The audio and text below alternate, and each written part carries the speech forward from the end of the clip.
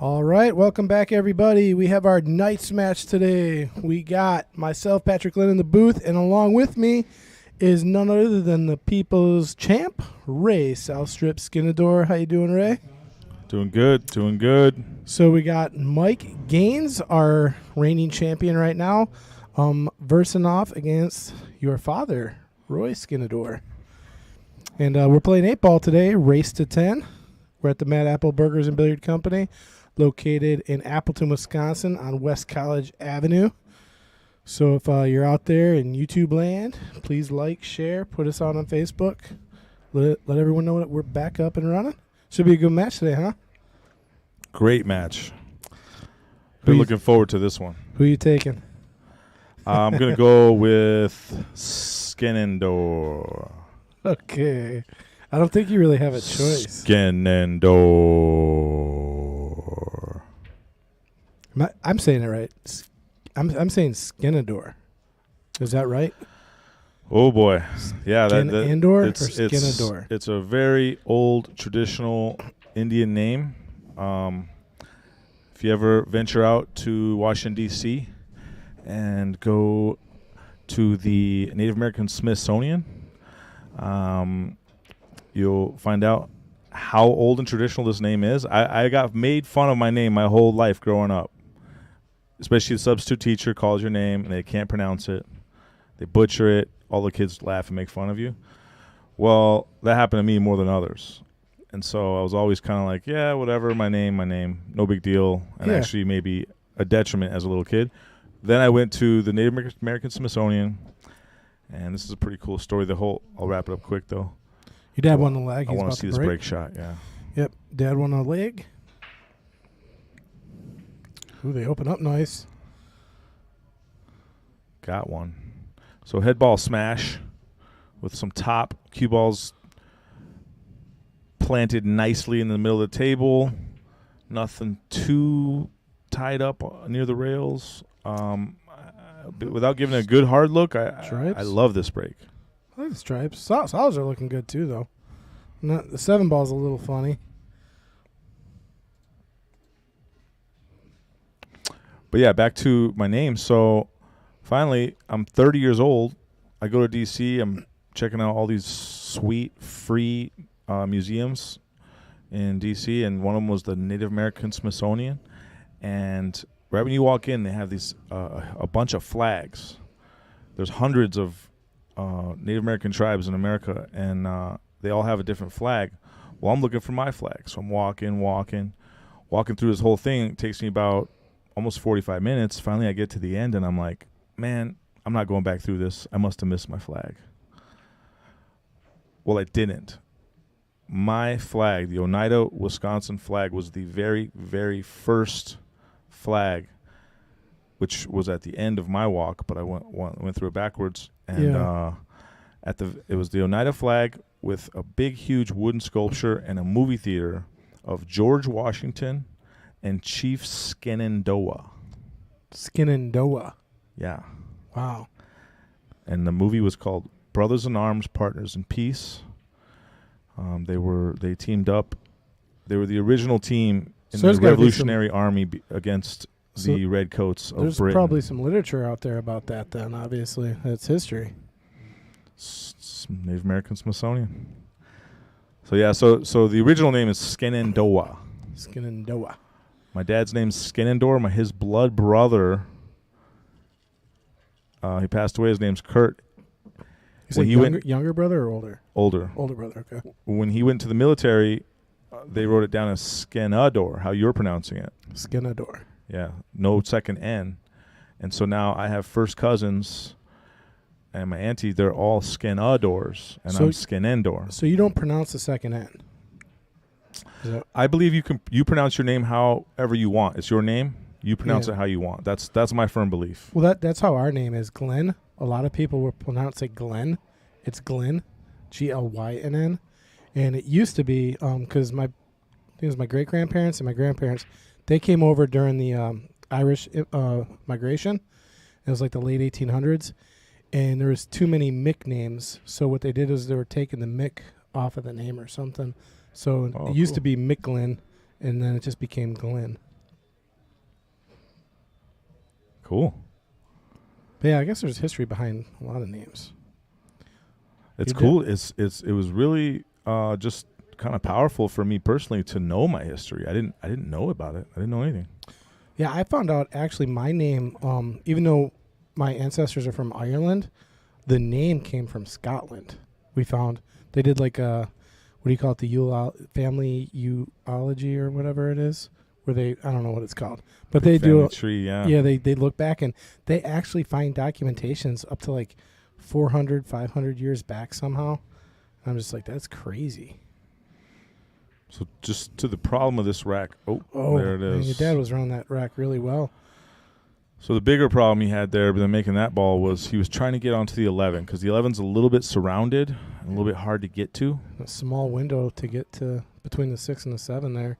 Unless he was trying to go all the way up past the 6. He was trying to go up, hit that window, and the 7 wasn't there a minute ago. He moved the 7 into that window. Yeah. So he was, and that's probably why he battled that ball. He was running out smooth. Well, what's Mike shooting at here? Confident. Mike.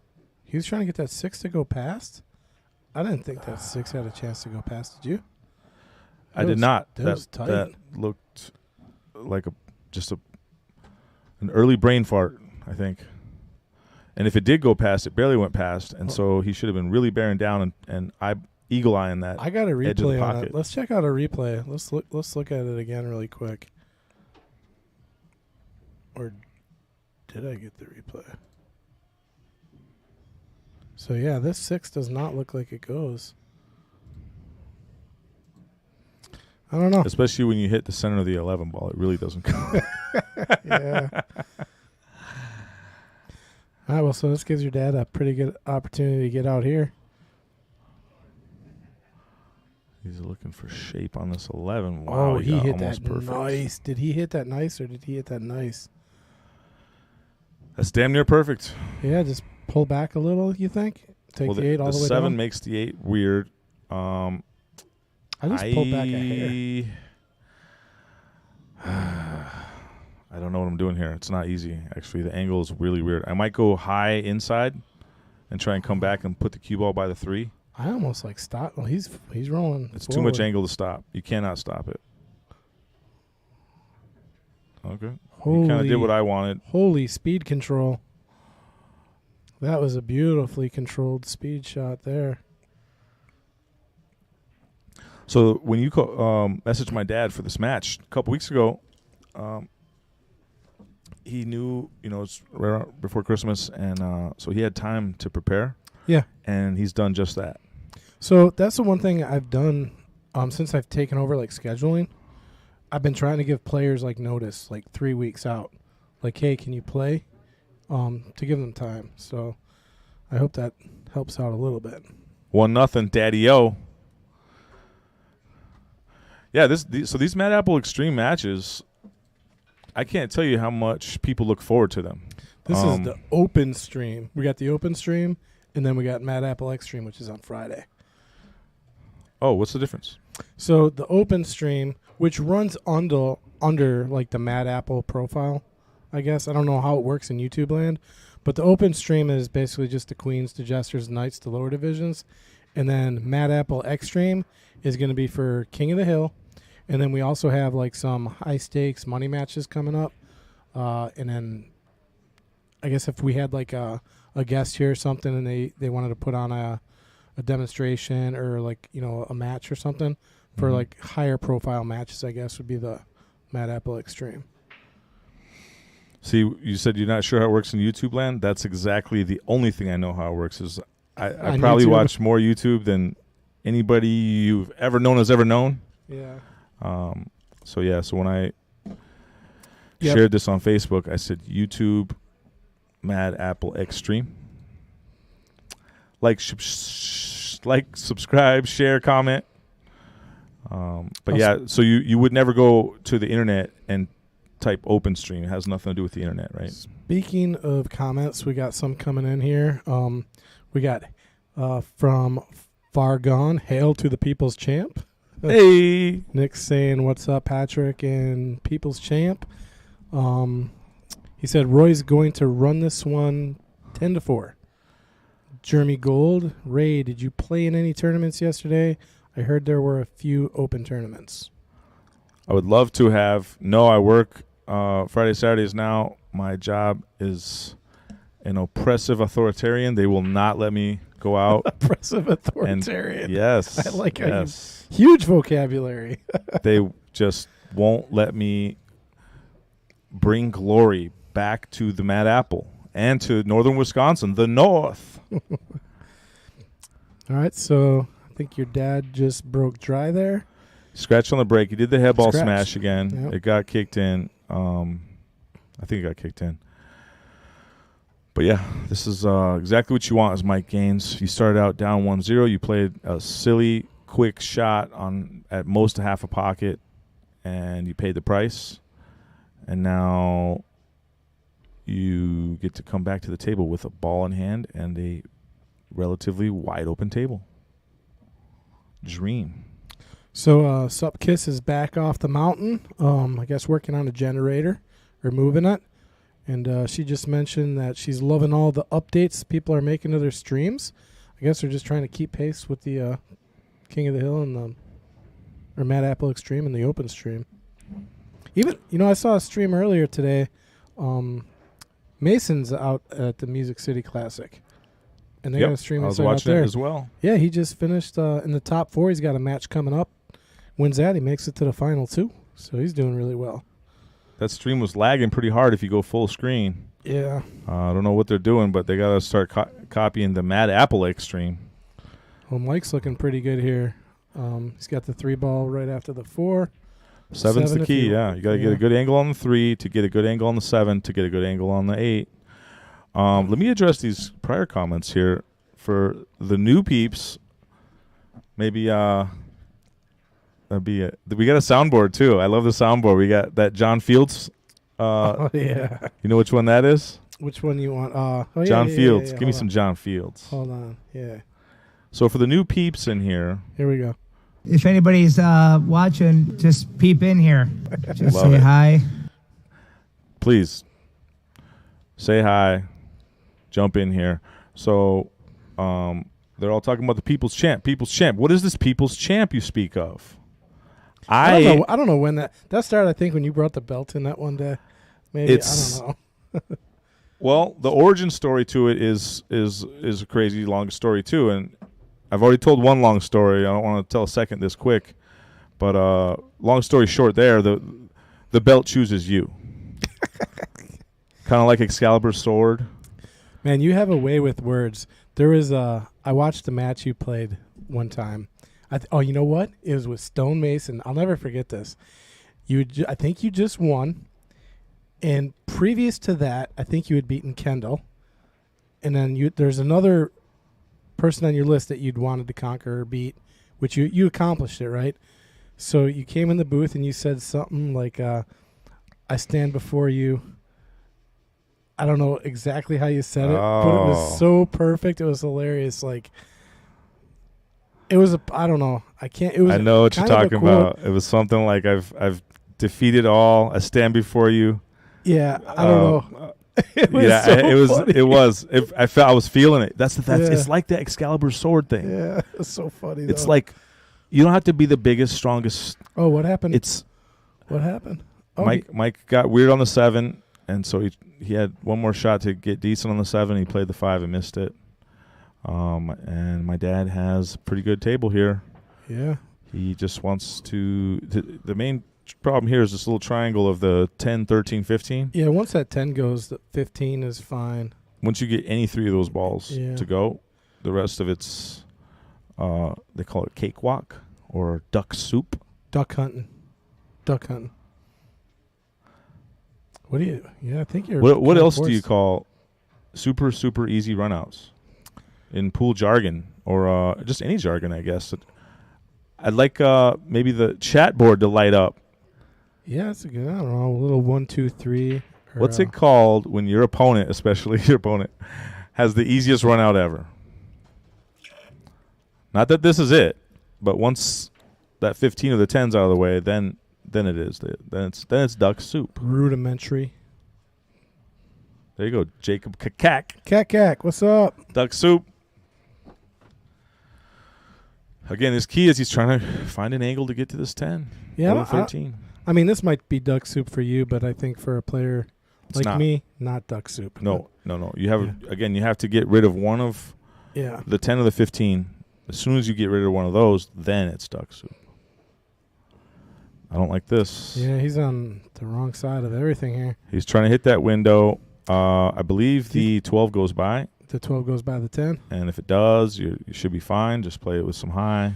Yeah, if he plays that, though, he's kind of got to get in between the window of the 7 and 15, right? No, just roll it in with high, and then shoot. Then you can shoot the 13. So you're saying, like, kind of hold it to the rail? Yep. And if you don't hold to the rail, then you can shoot the 10. But then you got to move the cue ball. Yeah, see, I like that, trying to come in between that window. Okay, hold on. So here's some insight here I think that might have happened there. My dad can tell me later. So where the cue ball ended up, I think he may have been more concerned with leaving the cue ball where it did than actually making the shot. I do that. A lot of players do that. And why do you do that? It's because my game is still progressing. I don't know why. Here's the reason my dad did it, if he did, because now he leaves Mike no shot. You can't cut the 5. You can't cut the 7. He's got the 7 all day. Well, he had the 7 all He day. opened up a window for the 7, but that's why he put the cue ball there.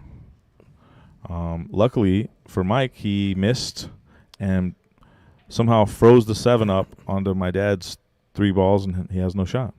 So chat's blowing up since he asked a question. Let's go, chat room. Chat room, stand up. Nick Like says, it's called It's All Over But the Crying. Matt Kitzman, my teammates call them Ray Rays. Oh. Ray Rays. I don't let those get away much. Because you know what? Because I care about the difference between 98 and 99%. A lot of people don't. They go, oh, it's still easy. Yeah. No, but the difference. If anybody knows Ray, he is killing and clawing for that 1%. Fighting and dying and bleeding for that 1%. That's all I ever want. And that's all I've ever wanted, Ted, and fought for. And next thing you know, what's your dad through the doing accumulated here? advantage, What's he doing? it's got to be a safe. Yeah. Okay. There's no shot. He might have leaked the 7 out. Nope. 7's still in trouble. Can't really cut the 5. Can't bank the 5. I guess all Mike can do is really put the cue ball at the bottom of the table here, maybe. Yeah, you can leave distance. I'd prefer to try and get my 7 open, and ideally put the 7 in front of the 13, and create distance. He's gonna. That's perfect. Oh, that's a good shot. Okay, so you did the distance, which is one part of the safety. So it was a two-part safety. Yeah, he got 2. Like, I was thinking maybe if he could get that cue ball right where it's at by playing off the 5, but the problem was he'd probably scratch, the way he did it. He got the cue ball there and, like you said, opened up his 7. So this works out. Hold on. Do you see what my dad's looking at, lining up there? Is this a triple combo or the combo? 3-ball combo. 3-ball. For the win. Oh. Blocks the pocket, though. He gets the 7 back in trouble. Hit it with good speed so the 13 stays in front of the hole no matter what. And doesn't leaves distance for his only ball he can see, which is the 5. Nick says, so we have a game of chess going on here. Yeah.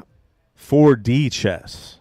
We had a pretty good chess match for the Jesters. It's like game 2. I mean, it was going back and forth with 2 balls on the table for like 7 or 8 rounds. Nick says your dad is the master of safeties. He's got more moves than Jello. Get this mic.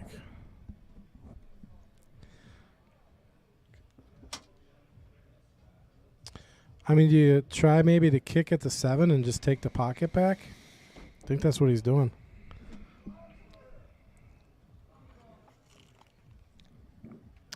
My answer is no. Oh, he tried to. That's going to hurt him. So, if you could make... Well, not a lot bad happens there because you're still hitting it at a slower speed, so you're not opening up. Because this kind of 3-ball clump means you got to be real precise in how you get out here.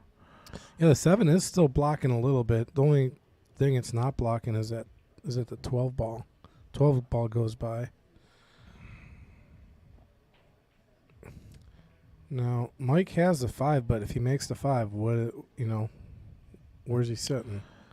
Mike is not at the table right now. Oh, no, your dad is at the table. What am I thinking?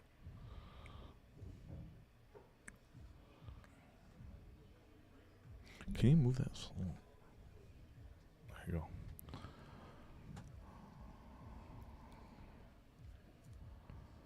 Yeah, I'm not sure what to do here. He's reviewed his options.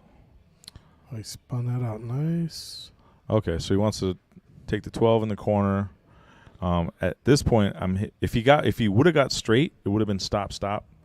But now I kind of like crashing into the 10 here. And pushing it towards the pocket. Like so. Yep. Nick has got a question for you. Who taught you to shoot pool? You're looking at him. Daddy-O, a.k.a. Chief Running Balls, a.k.a. the old lion, Chief Running Balls, a.k.a. Roy Skenandore. That might stick. Skenandore. You got to say it twice. To get the effect. It's so nice. You got to say it twice. Just imagine me getting like punked out in like when I'm like 5 and 7 years old because my last name's so weird. I don't think, I mean. Gambling. Oh. Gambling. Ooh. Riverboat gambler like Brett Favre. I'll tell you. He's a little. Think he's got the bank here? I don't know. I don't think so. So now positional advantage has gone way, way towards Mike. Positional advantage was against Mike this whole time. It's hard to really get a good look at it. Maybe the overhead view will show us a better look. No, I don't think he can bank that. He's looking at the back bank. Back bank right past the 8 ball. That's a tough shot. 8 ball helps you, and if you speed it right, it blocks the hole. He has called the back bank. The tough part is you're near the rail. You got to hit this with low to avoid that scratch.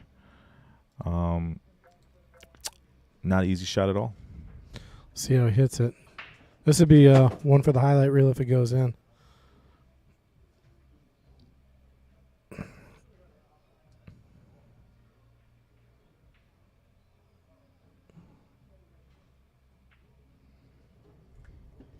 Foregone says Chief dragging balls. Whoa, shots fired. That's in the hole, baby. Oh, highlight Where reel. does this cue ball stop? Not behind Give him a the shot. 7. Give him a shot. Not Give him another behind. bank. He'd be happy to take another bank shot. Oh, man. He is not playing around. This is not a game. You think he's going to get this to go past the 7? Or is he going to try it on the side? Don't play. It's dead in the hole. Did you see that last one? I said we're going to look at it again, too. This is a hanger. Compared to that last shot, this is a hanger. We're going to look at it again. And it's still a back bank.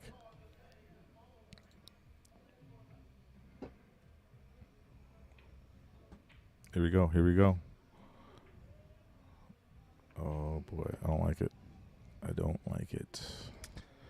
Oh, no, scratch. Well, I didn't get the replay, but we'll see if we can get the replay on this 15. It was very nice to get it past the 8, but then he had to replicate it. Nearly scratched. Nice shot there.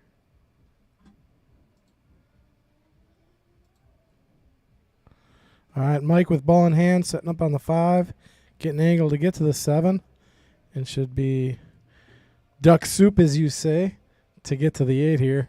What did the chat room say? I want more. I want more words for that one. Yeah, we got There should be Like every game should have. We should have 10 of them. Every game should have a different name.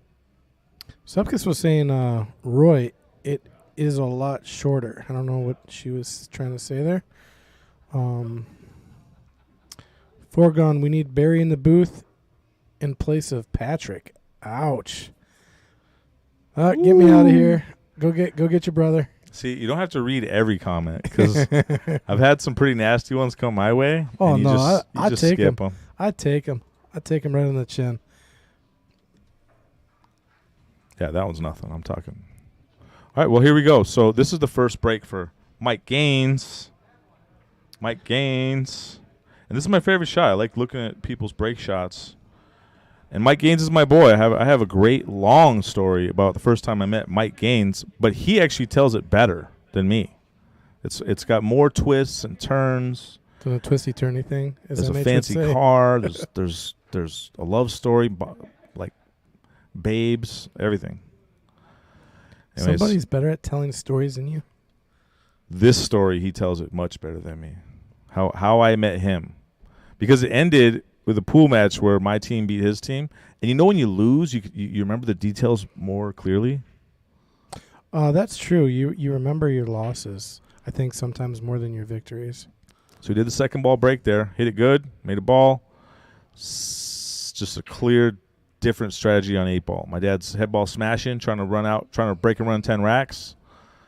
Mike Gaines is trying to secure a ball, pick his side, and control the game.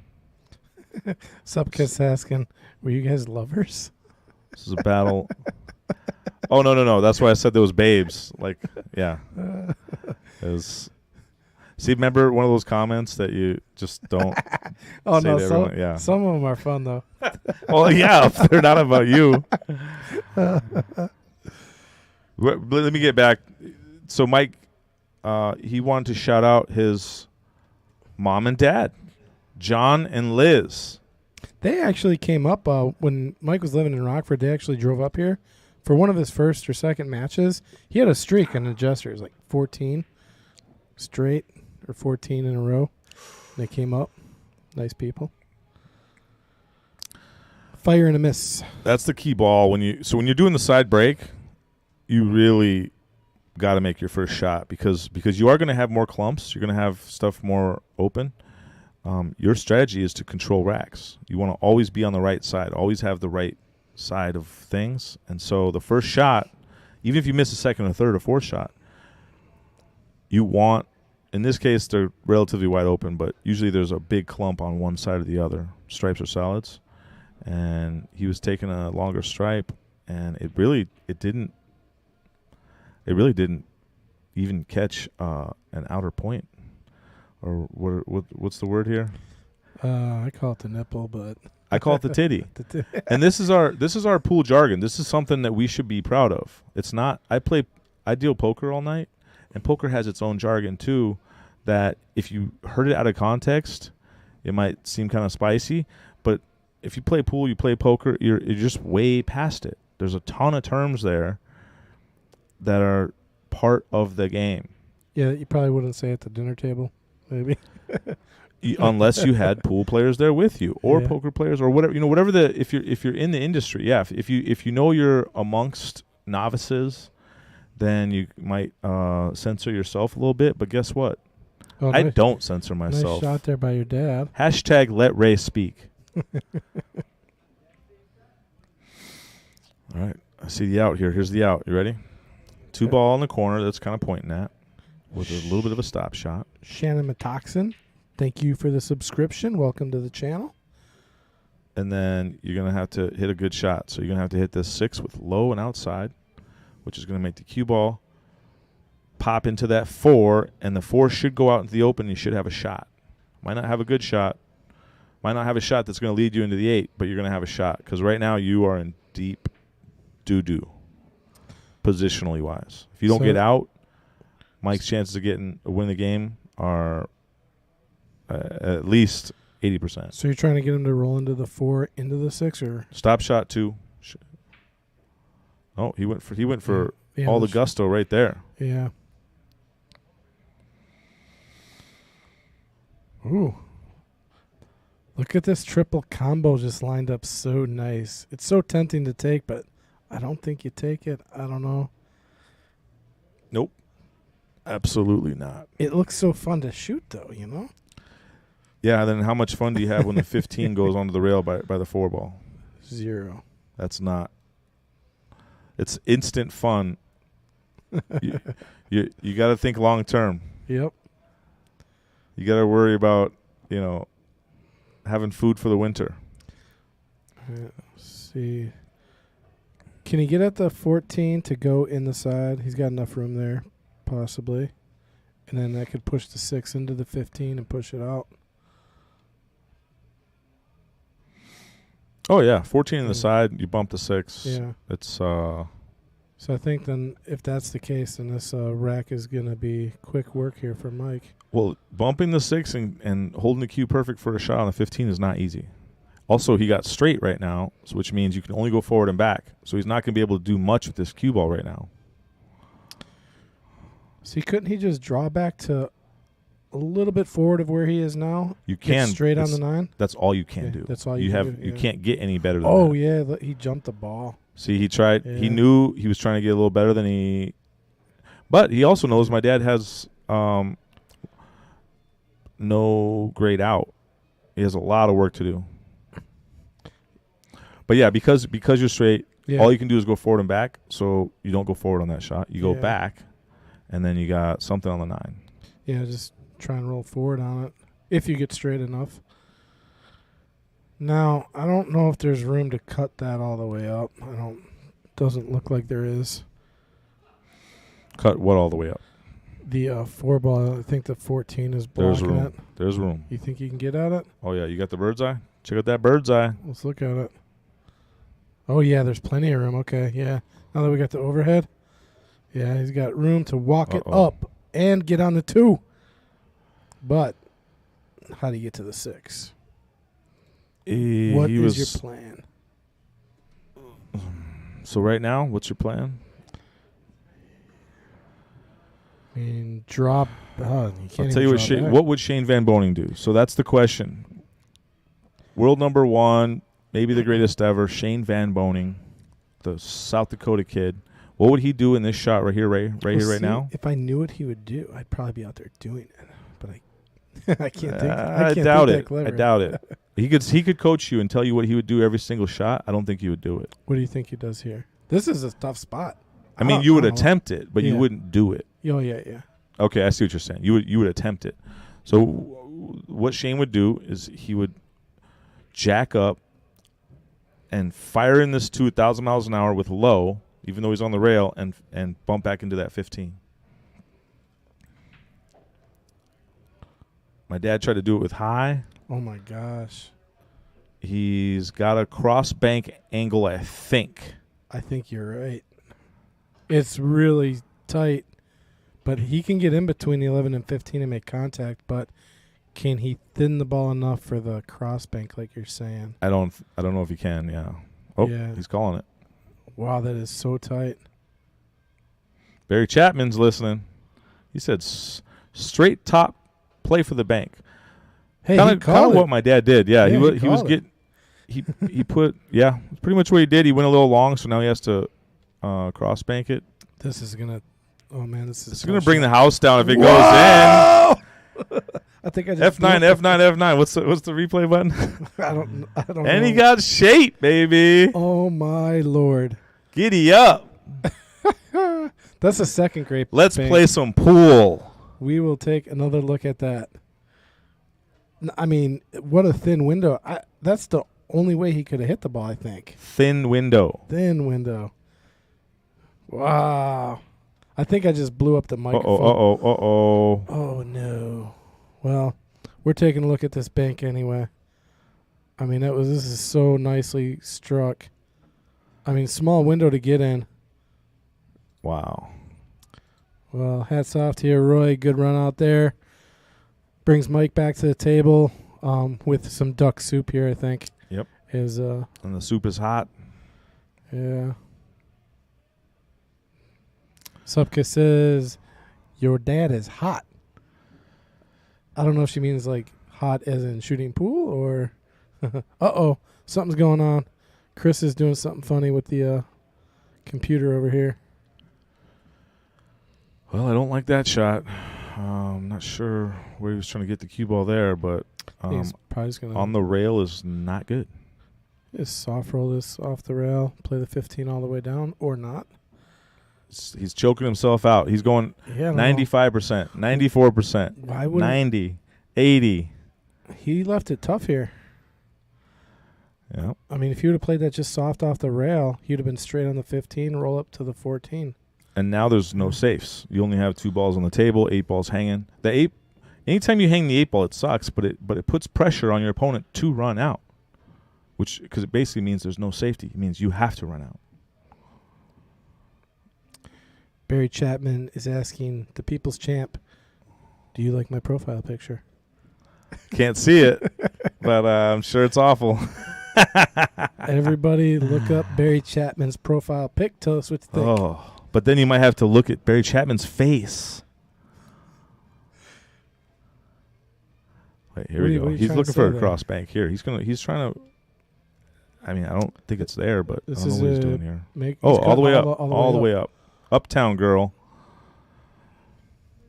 And he's perfect for the 14 if he made it. That was probably the shot. That was, again, you go back to what would Shane do? That was probably what Shane would have attempted to do.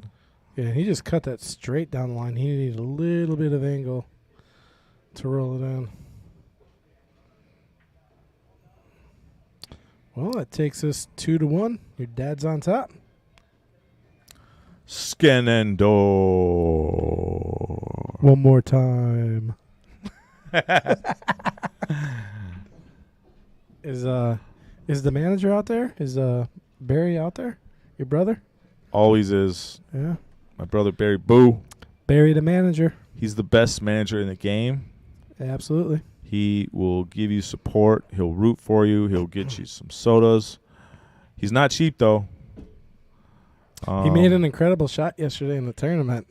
He sliced, I heard. Yeah, you told me. He sliced the ball and got even the people around him watching clapping their hands. So that was pretty cool for Barry.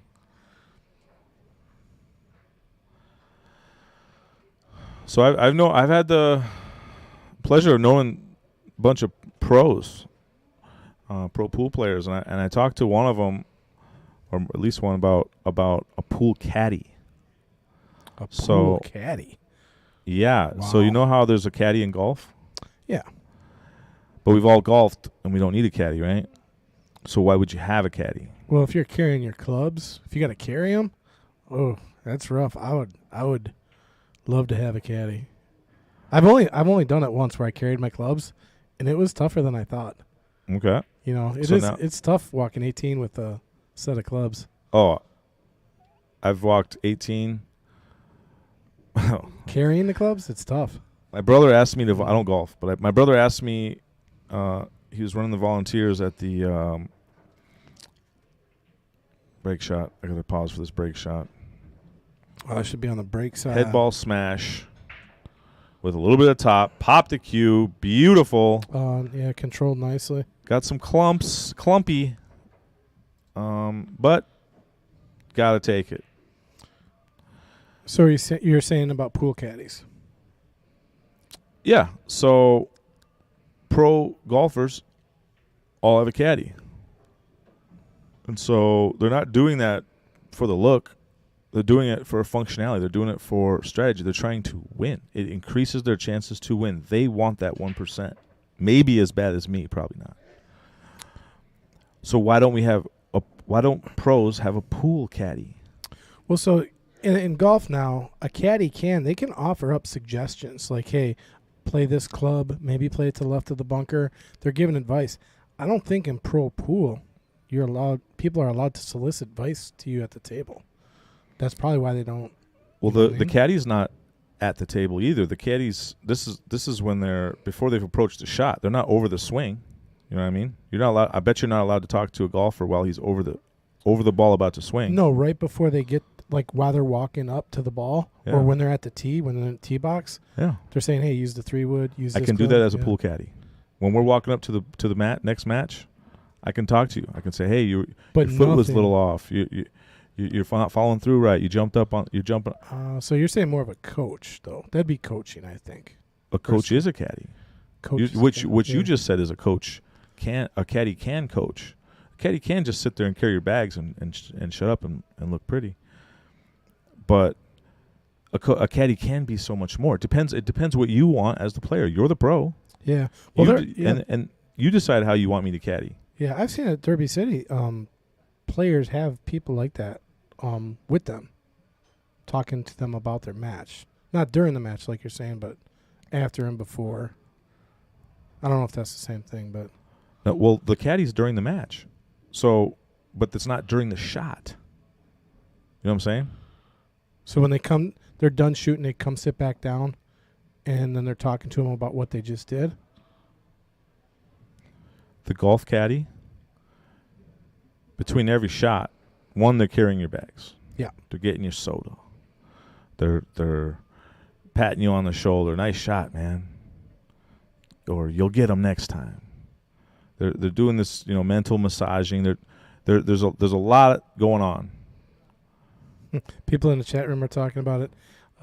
I've talked to dead world-class pros about this, and they're like, "Oh my God, Ray, you're dead right." I said, I would consider being a pro's caddy. Joe Pananzo says, if I was able to get a caddy, it would have been Danny Noonan.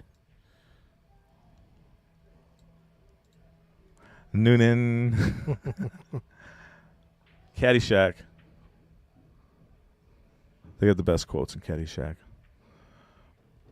Nobody likes the second one. I kind of like the second one as well. They made a second one? Yeah, so people don't even know they made a Caddyshack too. Look at that safety. Yeah. He's almost backside frozen on 3 balls. Man, this is jail. Some people will pay for a mental message. So, yeah, I mean, the whole caddy conversation. Massage. Oh, massage, yeah. I can't read. I'm dyslexic.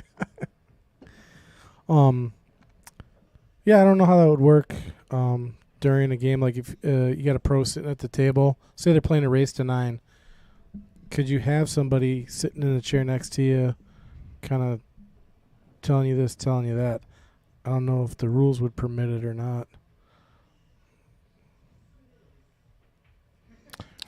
Okay, so but you're just looking at one situation. I'm saying the caddy can always talk to you. You can talk to your caddy. I could say, hey, do me a favor. Keep an eye on when I'm breaking.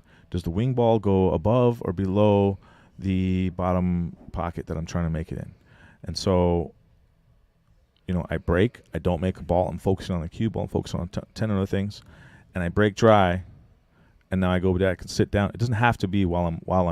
You know what I mean? No, I say, hey, did I go high or low? And your caddy can say it went high. So now I can make the adjustment on my next break. I get what you're saying, but my question is that legal and allowed? I don't know if it is. Like if you don't know, then guess what it is? I don't know. No, I'm making a sentence. Yeah. If you don't know if it's legal and allowed, guess what? It is. You're an American. You got a permit. It's called the Constitution. Bill of Rights. All right. They don't need to write a rule for you to be allowed to do something. You have consented to let them write some rules. Everything else is reserved to you. I'm saying they might have already written the rule, like when you're at the table. And so you want to be scared of a possible rule that may have been written and outdated and all that? Not scared, because if you violate the rule, it could be like, ball in hand. And because I've seen players at the table where they broke a rule that they didn't know about, because they weren't familiar enough with the rules, and that mental error cost them not just a game, but sometimes a match. Just some weird rule that. And that might happen once in your lifetime, right? Or not at all. Or 0, yeah. So 1 or 0 out of average life expectancy for a U.S. male, I think, is about 77. My dad just turned 79, by the way. He's working overtime. I'm with Eichmann 280 on this one. Envelope the caddy conversation. Back to the Envelope it. pool. Yeah. I've been enveloping it with pros for about 10 years now. So Mike, he's got the 13 ball tied up to the 6, and it's everything else goes. Everything else has a home here. What are you using? 15 goes by the 13, right? Think it does.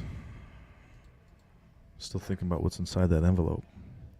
I want to open that envelope, but I guess the people have spoken. Who said this? Name yourself. Oh, we got names. Who's silencing me? Who's trying to silence me? I have the microphone. Has the chat room not learned? They're bored by the slogan. Oh, here it is. Eichmann 280. Yeah. All right, Eichmann. I'm with them. I think I got my eyeball on you. we're good on the caddy conversation. I like the idea. I mean, it'd be nice. I think we're good too. I actually agree with Eichmann and you.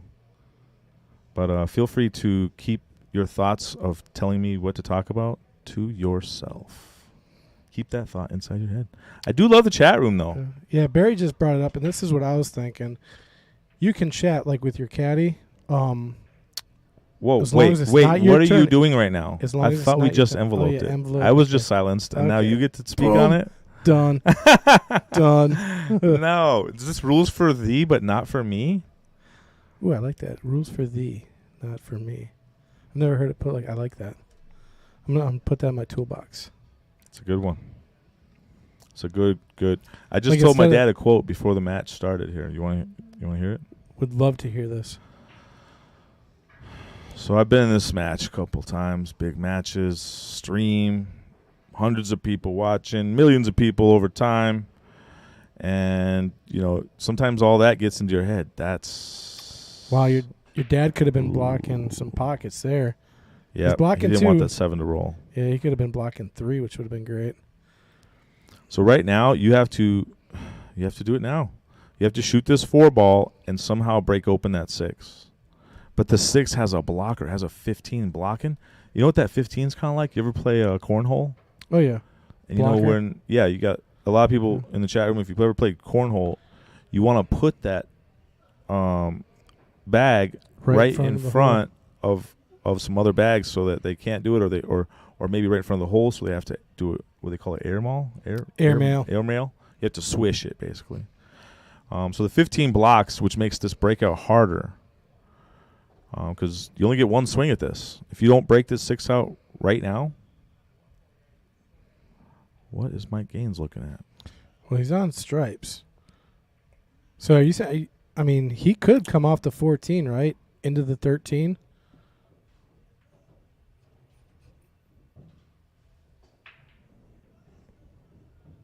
Well, he's looking down at the 14. I think he's trying to see if he can come off the 14 into the 13. I don't know. Okay, yeah, I was confused. I thought. Yeah, I didn't think it was going to be able to go into it, but either way, he's still Hold got on. the 15. Wait a minute. My dad just shot the 7 in the corner. How does Mike shooting? No, because what your dad Did did he call is a safety? No, he shot a solid and knocked one of the stripes in the bottom right corner where that 2 ball's sitting, or the 4 ball is, and then something else came and fluked the 7 in. All right, I'm back. See, this is what happened when we start talking about the balls and the place the balls are. So here it is. And we envelope, like, we put thoughts in the envelope before we're finished thinking about them. Well, he got... Now I'm all messed up. Yeah, so Mike got a little weird here on the 15. If he was up higher, he'd be able to run into the 13 maybe. So obviously he was trying to make the 4 there. He wanted to get rid of that hanger. My dad has 2 hangers, opposite ends, kitty corner. So there's that makes it virtually impossible to play a safety. But he doesn't need those pockets, though. So if he was up like another diamond, he could have played the 5th. Or can he run into the 6 here? I don't think he can. I think he wanted to be a little straighter on it to run into it. What are you saying? So make the 15 and run into that? No, I was saying he was trying to get a little straighter on the 15 so he could. I don't think he can run into that 13 or the 6 now. I think. You mean after he makes the 15? Yeah, I think if he makes his 15 now, he's going to be kind of in trouble. Yeah, see, he'd be in trouble. I mean, he got on the 11. All right, so now that blocker, that cornhole blocker is out of the way. So now my dad has to shoot this 4-ball and crack into that 13-6 and open it up somehow. I'm hitting this with low, a little bit of low, and I'm hitting this very high speed. So in case somehow I do miss it, I'm going to, 1, maybe make the 15, and 2, maybe hit the rail and come back out and hit the 6-13. I want to have enough speed for it to come back out of that second rail and still have enough speed to break it open. I like that. So put a stroke on it here. Stroke it, don't poke it. A classic, if there ever was. Barry was saying take the 11-2 combo earlier for Mike. Yep, that would have been a good shot. That would have took a duck away from your dad. Oh, he's rolling. He's rolling, soft rolling. Oh, wow. Well, he got the 6 out, but it doesn't have much of a home unless it can roll through the 15. So he was absolutely trying to hit the 13, not the 6. Because if you hit the 6 at that speed, nothing good happens, just like what we're looking at right now. Nothing good. I'm banking the 6 right now, and I'm actually, as part of my bank into the side, which he just called, I think, I'm trying to make the 15. Well, your dad has proven that he can bank this game. I mean, he's come with some doozies. He's going after it. Unless he's just trying to make the 15, like he said here. No, both. Oh, my God, he almost did it. He almost did both. That's what we call a 3-way. So you're going for the offensive shot. You're going to take away his hanger, which is a part of the defense, and then you're also playing for shape on your ball. So it was a 3-way. So basically, if your dad was playing tic-tac-toe right now, he just put 3 X's on the board in a row to win the game. I could live with that. That's the closest thing you could do in tic-tac-toe to what my dad just did. And that's why this game's beautiful. This game's way better than tic-tac-toe. Unless Mike made a great shot there. That would have been a good shot. But still, the 11's tough. I think your dad's good here. All right, so what are you doing? What's your pattern here? 6-ball, and then what are you trying to do off the 2? Which hole are you putting the 8-ball in? See, me, because I'm really comfortable with my draw stroke, I think I can kind of like do a soft draw, come over to the left side of the table. That's me. So the question is, which hole are you putting the 8-ball in? Right now? Oof. Well, I asked it one shot ago. I was looking for a quick answer, but you were talking about something else. Okay. Wait, how about right now? Okay. I'm trying to look back at the pattern was earlier. I'd be playing in the same pocket as the 6. I played it in a 8-ball on the side? In the right side. Okay. Is what I would have played earlier. Now, what am I doing? I'm probably playing the 8 down by where the 13 is. This is where I would have originally played it the whole time, because that 13 makes the ball huge, makes the pocket huge. Big pocket, yeah. I don't like that. Ooh, I don't like that at all. He's still good though here, but he does have to shoot over a ball. Yeah. It's frustrating me when you say he's still good. He's still good. Okay, that's just like he's still good. He could have been 98%, but now he's 95%. And how much of a difference is there between 95 and 98? He's not great, but he's good right now. Ray's about to punch me. No, I just want that 1%, and you think he just gave away like 10 of them right now? Well, yeah, he gave away some points. He made this tough, but I think your dad's still. What I'm saying is, I think your dad's still favored to make this shot. Oh God, I just ate my own words. He made the shot though. Say it again. He's still good. He's still good. He made the shot. He just scratched. He's still good. All right, I'm muting myself. Here we go. Where's the mute button? It's not just you, man. It's Chris. It's everyone who have these huge advantages, and you're just giving away percentage points. And you go, oh, he's still good. See, I'd like to look at it positively. Like, even though he did not end up with the shape he wanted, you still got to look at it like, I'm still... you ever watch Alex Peggy Line shoot the line? I've played him. Yeah. when he's watched me shoot, he can get in and the he didn't worst like shape, it. And you know what though? When he gets bad shape, he's still excited. He's like, I'm still shooting. I'm still shooting. I'm still good. I'm still good, no matter what. That's the attitude I like. Okay. If you get out of shape and you're just like, oh man, I just gave away 5 percentage points, that mentally can screw you up, I think. So you're trying to do a little mental massage for the shooter as they're Yeah. shooting. Maybe they're listening. I see Mike Gaines has some earbuds in. I'm a big fan of allowing earbuds in pool matches. Well, you almost think that you got to, because some people require them, for hearing aids. Some people say like, oh, you can't have anything in yours, but what about people that need them? I've been in a couple great debates. It reminds me, and it's kind of the reason I wore this shirt today. This is one of my pool shirts. It says Griffs on it. And reminds me of Mark Griffin.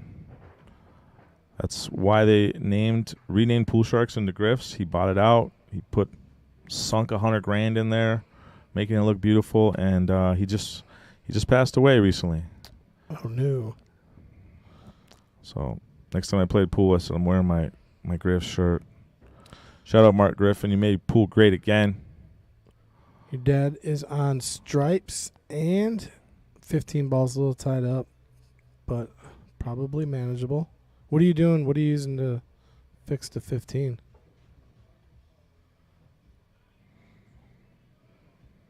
If you got angle right now, you want to come for it. High right, off the rail, come out, bump the 15. I don't know if you have the angle right now though. Oh yeah, earbuds. So the reason that I thought maybe think of Mark Griffin. Me and Mark Griffin, buddies with him, played him, everything. He is strongly against earbuds. And he says, well, there's possible cheating. Yeah, that's the... And I say getting rid of earbuds doesn't get rid of possible cheating. There's always going to be possible cheating. But what it does do is it allows me to... Oh, he fired the break out there. Didn't get it. The biggest benefit of earbuds, of allowing earbuds as a tournament director or somebody who makes rules, is it allows... it lets you block out the sharks. And so when you get in big matches, especially for a lot of money, especially as the stakes rise, you start seeing more and more funny shenanigans. And we don't all have an earbud already in our ear like Shane Van Boening, like you're talking about. They might have a disability, and they can just turn it off. So somebody's MFing you and talking about how lucky you're getting and talking to the crowd and just doing all this stuff that's trying to distract you. It's called sharking in pool. Yeah, turn it off. Now you can put this is how you play. This is what you consider good sportsmanship. Well, one, you're a piece of trash, and two, I'm going to put in my earbuds. I'll let you be you, and I'm going to focus on this game. Yeah, so Joe Panizzo says he's happy to hear there's more people on board with his opinion of earbuds, and that 4 years ago people were close to rioting about it. So yeah, it's been a top. I think they did something in poker with it too, didn't they? Because people used to wear headphones all the time, and I guess now they were getting away from it because they were saying people were getting coached with the headphones on or something. Well, I come from the world of poker, which is the world of hardened rules by Ball in hands high of stakes stuff, all that happen all the time. Stakes are always high in poker. Yep.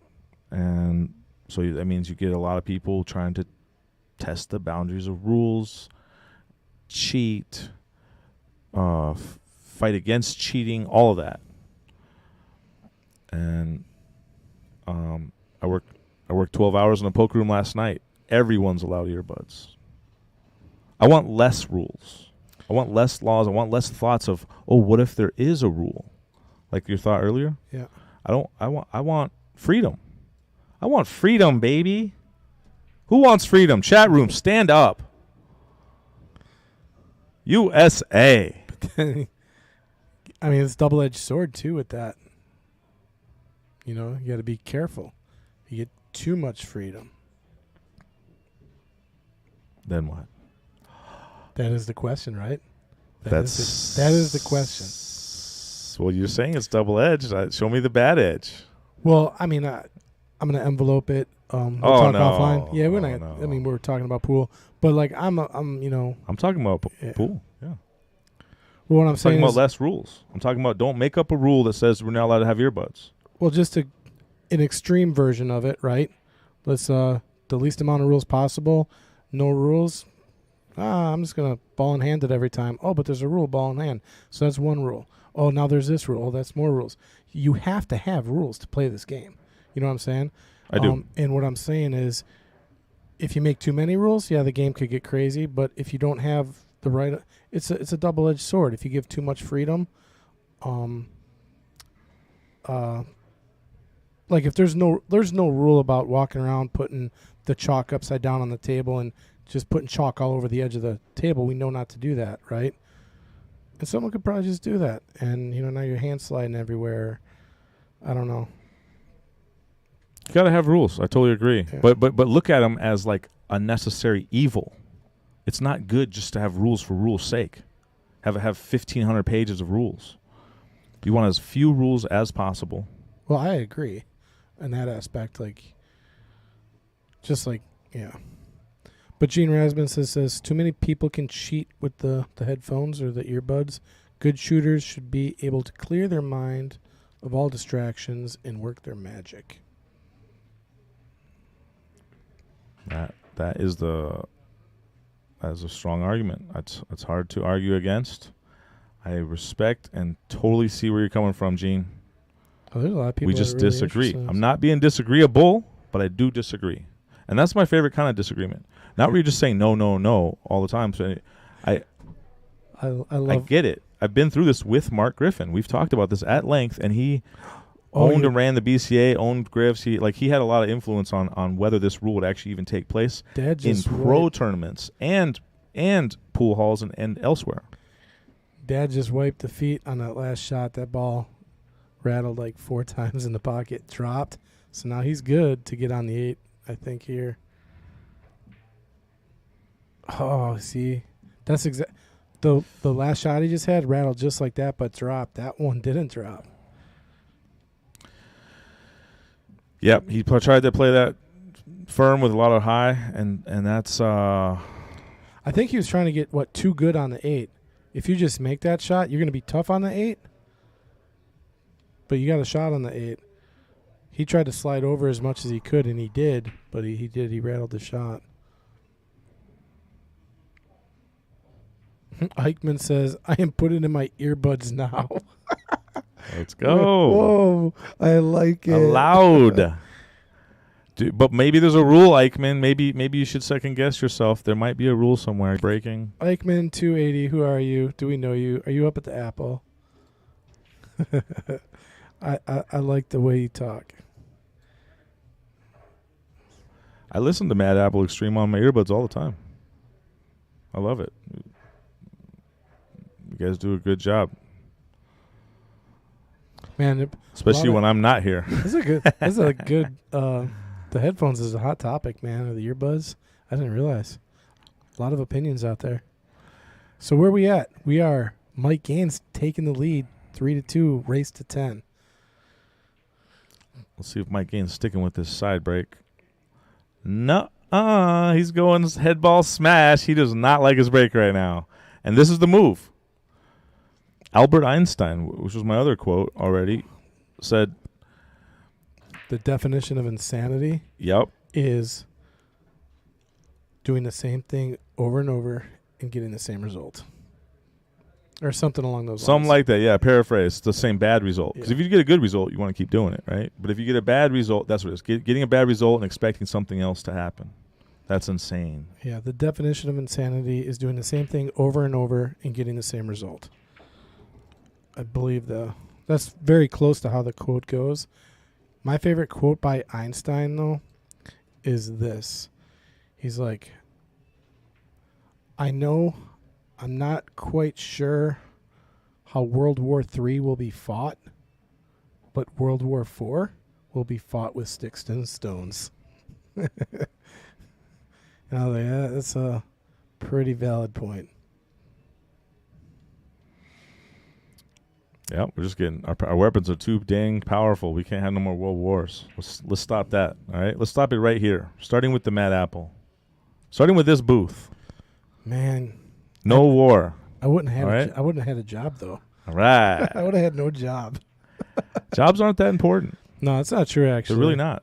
Because a good fighting force prepares for war, and if you prepare well enough, nobody want to fight you. Global peace. That's the deterrence theory, and I strongly, I like that.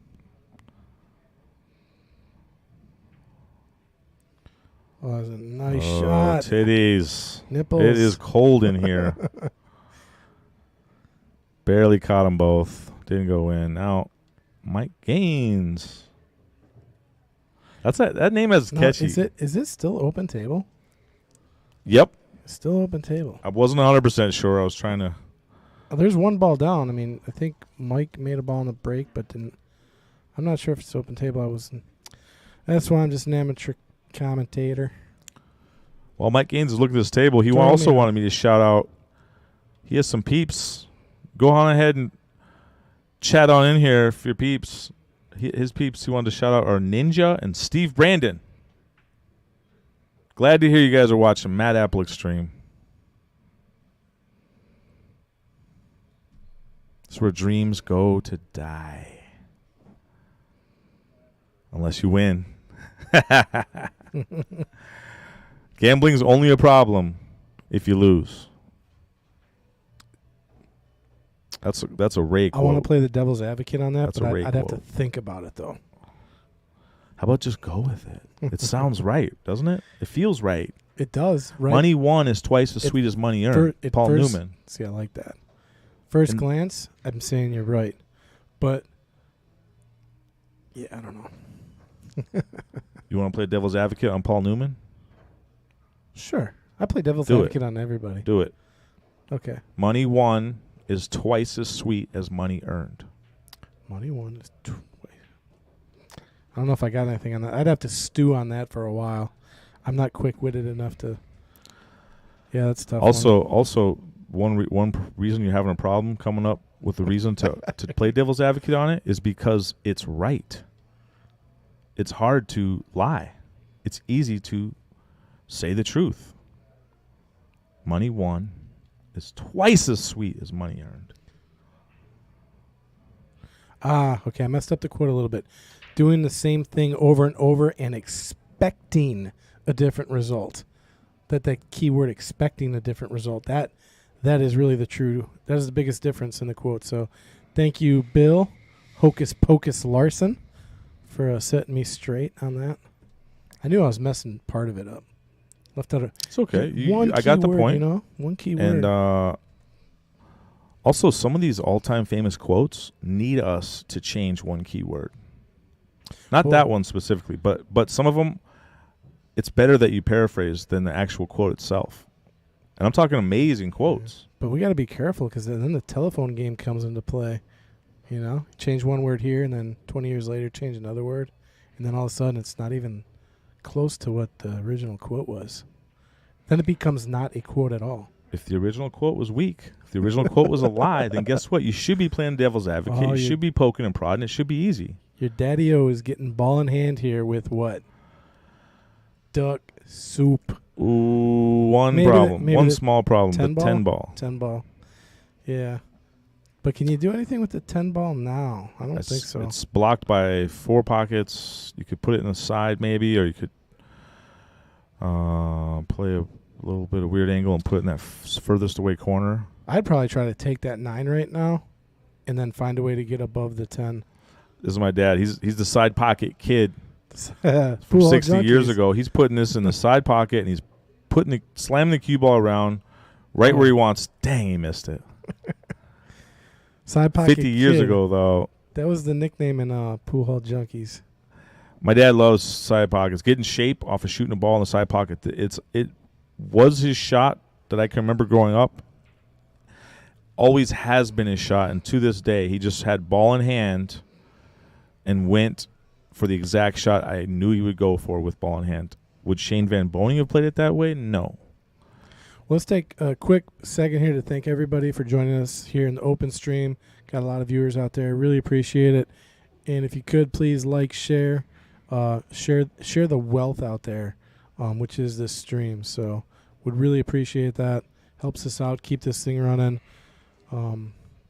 Yeah.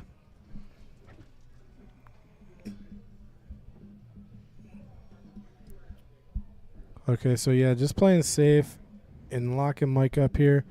No good path here to the 2-ball unless he... I don't even think you could play a Massey here to get at it. You can't. You got to come off the top rail and a lot of spinning into it maybe. I don't know. Maybe 2 rails? You go 2 rails here around the 8? No, you play this 1 rail with a lot of spin. You're right. Your first thought was right. Yeah, come off the top rail. And you play this with a lot of low speed. So low left. You're going to call the 2 in the hole, but your real goal is to hit the 2 and leave it near the hole blocked and send the cue ball down table so he has distance on his opening shot.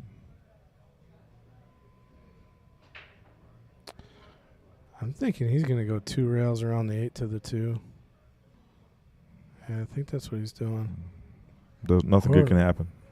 Nothing good can happen here. Oh, wow. You were right on nothing good happening. Nothing good could happen. What could have happened that would be good going that way? What could have happened? He could have hit the 2-ball and it freezes back onto the 2-ball. That would have been good. How do you do that? The 2-ball's off the rail. I don't know how. At that speed from that rail. If you're coming from that. So, first off, when you get really good at this game, I'm not there yet. You don't even think about making the balls. Every ball just goes in. You're thinking about shape for every next ball. It's something I call every ball is a rail. You know what? I think we have something for that. Every ball is a rail. Boom. Now, when you can think like that, just coming off the rail he came off of, I'm imagining he made his other solid and he's trying to get to his next solid, but nothing good could have happened coming in at that angle without the ability to shoot next, because he didn't have the ability to shoot next because he wasn't making a ball. Coming at that angle, nothing good could happen. The first thing that you said, the first thing that I said, if he comes this way, he at least creates distance. Well, that's the way I would have probably played the shot. I was just looking from what he was looking at. He's looking at 2 rails, and that's the way I saw him shooting a shot. I mean, I don't know. I don't think, anything good could have happened. It didn't have to be scratch ball in hand. Obviously, that's the worst case scenario. Yeah. But that's one of those things where it's the opposite of having 99% and dropping yourself down to 95. He had 5% and dropped himself down to 1. And it's the exact same thing. It's just in reverse. Ooh, okay. He's on the 13 here. I'm shooting the 9 first, then the 13. Yeah, because it's hard to get from the 9 to the 8, right? So you got to take the 9 first here. Because getting 13 to 8 is not that bad. Getting from the 9 to the 8 is tougher. Yep, for sure. But I think the shot on the 9 here, so this is a shot a lot of, when you're this close to the object ball, this shot actually could be tricky, just because of the way you're looking at it. It's very deceiving sometimes. It's hard to, when they're that close to, it's hard to get the cue out of the way and not double kiss. Yeah, double hit. Yeah. Yeah. Or sometimes you try to avoid the double kiss and you get your cue out of the way too quickly. Oh, look at that stun. And now shot? You don't have enough power to get the object ball to the hole. So your dad just played a really nice stun shot here to slide over as much as he could just to get a little bit better of an angle on the 8. So let's take a look at it. He slides it over just I mean, just a few inches, all that he could. Look at how much left he loads up with. See that? I like it. I like it a lot. Yeah, he was pretty straight there. Yeah, that's called like creating an angle, cheating the pocket, and then using that English to stun the ball over. Otherwise, he was straight.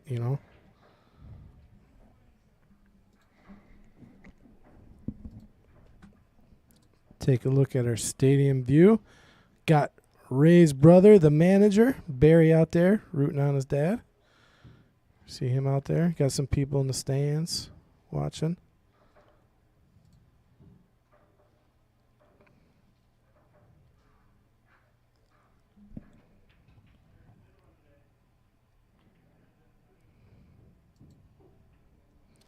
Dad really focusing on getting a tight rack. See if they're not sticking too well today.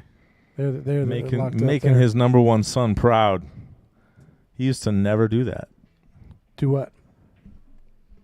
Lock care the balls? about The a rack? tight rack. Oh, okay. Old school, they throw him in there, and Let him jiggle around. and they break the balls. Man, I tell you, that's like that's my pet peeve is when I'm racking, and they're just not. No matter what you do, something's always rolling out. I mean, sometimes you get on a table and it just doesn't matter what you do. You're gonna have that one ball just rolling just a little bit out. Wow, he cracked those pretty good, but he broke dry. Well, I'll tell you what, you don't have to worry about that here at the Mad Apple because we just got all brand new tables about 2 months ago. Yeah. And I've been to many pool halls, been to many bars, and I've been saying this for a while now. Right now, it won't last forever, but right now, these are the best racking tables in the history of the known universe. Woo, that's a big claim. Your pet peeve? Even when's the last time you had one table? I play these tournaments. I play every table in here. Oh, I'm getting them racked tight right now. Every yeah. table. Yeah, every not table. just one table or not even one bad table. They're all like amazing. Oh yeah, I agree with you 100% on that. I'm just saying, like when I'm at a table, if I'm somewhere else, my house even, sometimes I have trouble in my house. It just drives me nuts when I can't get them locked. I know what you're saying. I just wanted to give some credit where credit's due. Well, absolutely. This is not common thing. Like I don't think anyone's talking about it except me, and I'm going on rants. Oh man, I talk about the new tables here all the time on the stream. But what do you say about the new tables? Do you They're say it's amazing. the best racking tables? Well, in the known universe, I haven't gone to that extent because what if we're in the multiverse? And you should. Well, that's unknown. That would be unknown. That's why I'm very, very, very precise in my words. Well, you I don't said know. the known universe. You don't know. Nobody. I didn't does. say the unknown universe. There's an unknown out there that we don't know of. Envelope. Back We to pool. know about the known universe, and we also know. You heard it here. I've done the math. That's right. I've done the math. Are we on a? These are the Player best break? racking tables. Period. Your Okay. number one pet peeve is a distant concern. You haven't had it once in months. We are on a player break, so we're going to take time to maybe look at some of our sponsors really quick if I can bring them up here. I got a questionnaire sheet over here, too. Oh, yeah. Well, I mean, who wants to go first, me or you? Well, we've talked about Mike Gaines over the past few weeks. Tell us a little something about your dad in there. Like, what cues does he play with, and how long has he been playing? It's age 79. We'll go right down the pike here. 79. Almost the big 8-0. He won a custom Jacoby Q. Love Jacoby. $2,400 Jacoby Q. He won in a drawing at a Dr. Pool casino. Has carbon fiber shaft. He has Jacoby Jump Q, 4-inch extension, also 6-inch extension.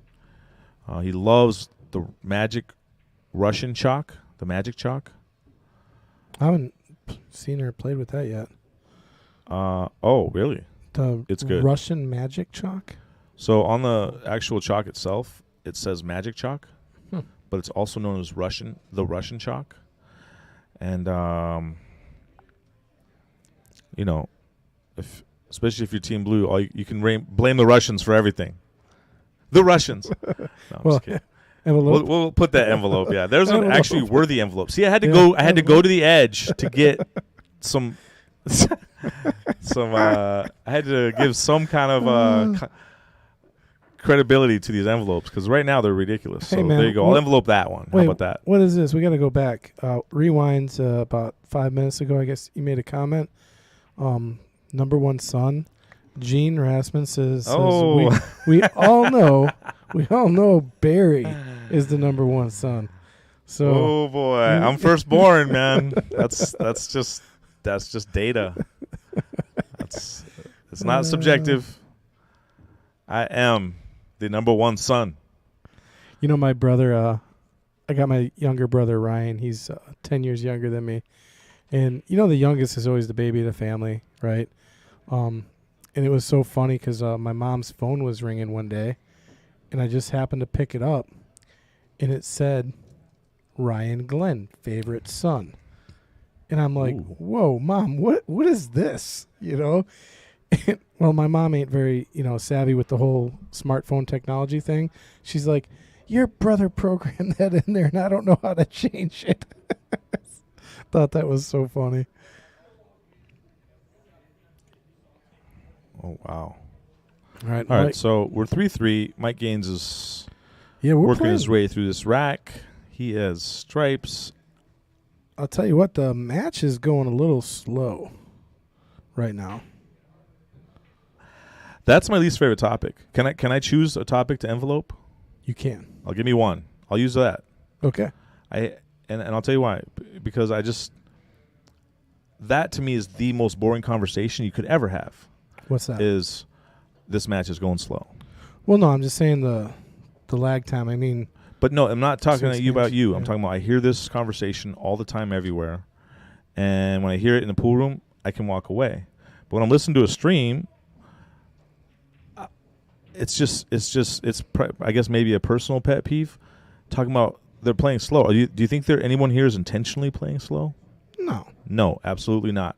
So therefore, if someone shoots them in super fast, that's their style. If someone shoots them in slow, they're all playing their hardest. They're trying to win, and whether it's slow or fast, it's almost like if you say, "Oh, a fast player is better than a slow player." Oh, I didn't say that. I know that's Yeah. almost like you said. You notice I'm very, very precise in my speech, No, and it's not personal. I'm talking about the meta. Zoom out. We're talking just this overall conversation when people start talking about slow. So we'll envelope it. There's lots of reasons why. To me, it's there's so many other good topics to talk about. Let me go over to some stuff I didn't know about my dad. I did not know about this in his King's Court questionnaire. Stuff in there that you don't know. Oh yeah. Well, let's hear that stuff. I just zipped through here. The question is, what started your interest in pool?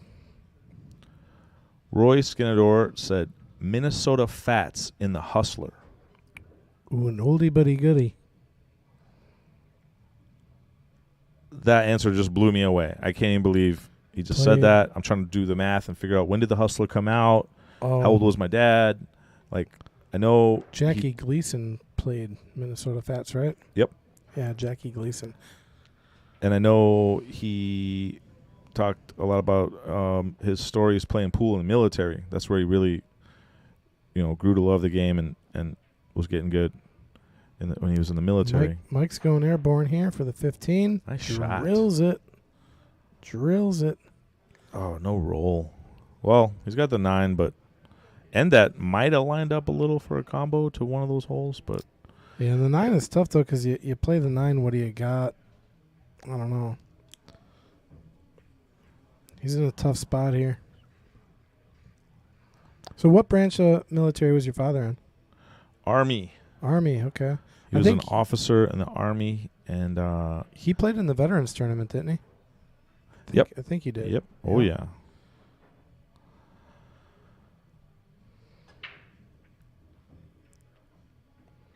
Here we go. How old were you when you first started playing pool? 16. All right. So 79 minus 16. And then now do the math to figure out what year that was.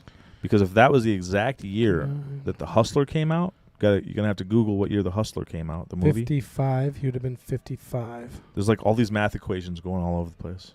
So wait. So 55 years ago. So it's 2023 minus 55.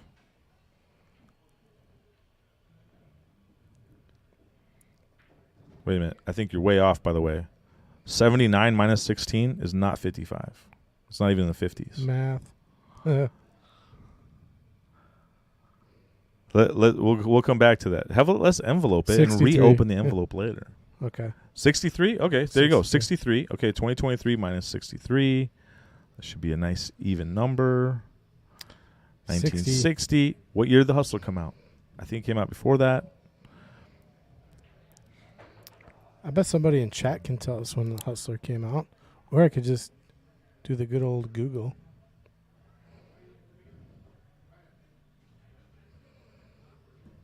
And here's something, a little side note. I was friends with Ronnie Allen, old man Ronnie Allen. There's 2 Ronnie Allens out there. But the old one who passed away, he lays claim, and others back him up, that he was the original idea for Fast Eddie in The Hustler. Really? Yes. It's the author claims it's a fictional character. There's a big backstory to it. But the author of the book claims it's a fictional character. But he said, no, it's not. It's me. His name was Ronnie Allen, and he was a riverboat gambler, smack talker, extraordinaire. Always got action going in the pool hall. Didn't matter if it was with him or if he was in the pool hall, gambling was happening. We were off by 1 year. It says 1961. Wow. That's when The Hustler came out? That's what it says. I would have guessed older just because black and white mostly, right? In the chat, Bob Stats just got on here. You can tell us about the room there. I believe The Hustler came out in 1960. Wow. It all added up. I love it when you do all this math, and then at the end, it's right there. Yeah, we're 1 year. Within a year, so that's good. He was 16. You had to be 16 to get in a pool hall back in that day. So Bob is asking, tell us about the room here at the Mad Apple. Well, I don't know how many square feet it is, but we do have 12 7-foot tables. We got 3 9-foot tables to include our this is our TV table here. You can see in our TV arena. And right now we got our Sunday 8-ball going on every Sunday, 1 o'clock here at the Mad Apple. We have a 8-ball tournament. Today is 32 players, so $100 added. And every Friday is 10 balls starting at 7. Every Monday, 9 balls starting at 7. So we got 3 weekly tournaments here. Also additional tournaments. Pool leagues going every day of the week. I mean, this is a busy place.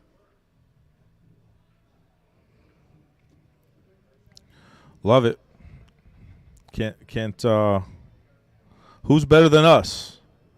Nobody. Than the Mad Apple? Jeez, I don't know.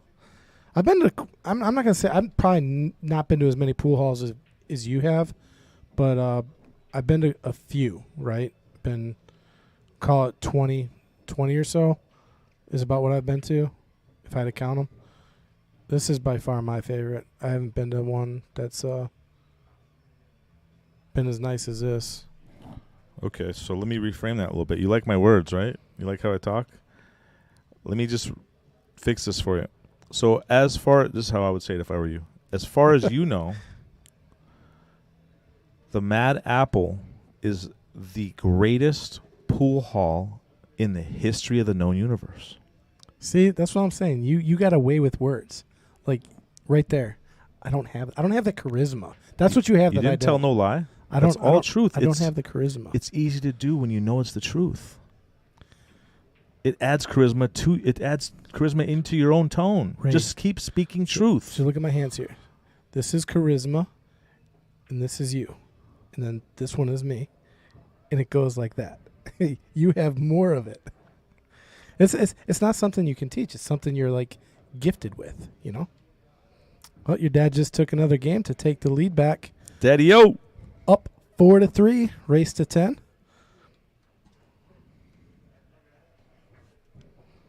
Junkfex says we are spoiled with good pool halls in Wisconsin. Whoa, Sarge? I see Sarge in the chat room. Oh, hey, Hocus Pocus. They mean the movie, not the magazine.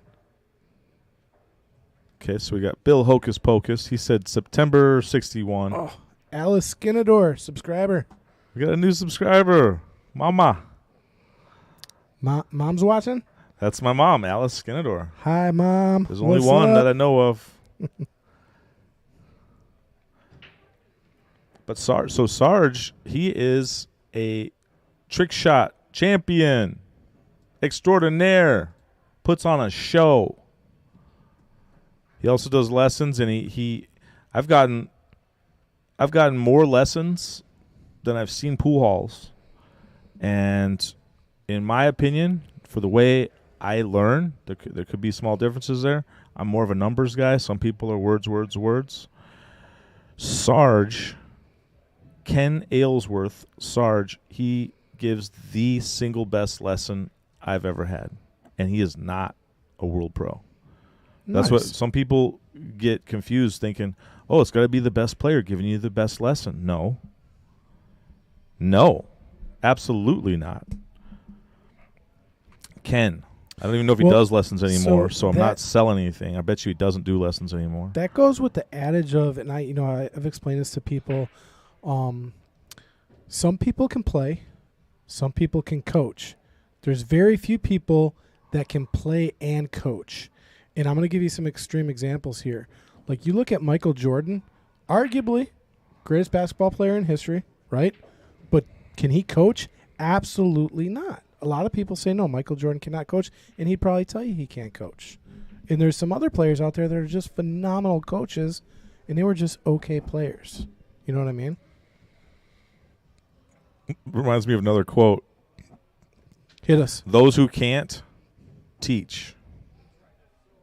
Those who can't teach gym class. Oh, come on.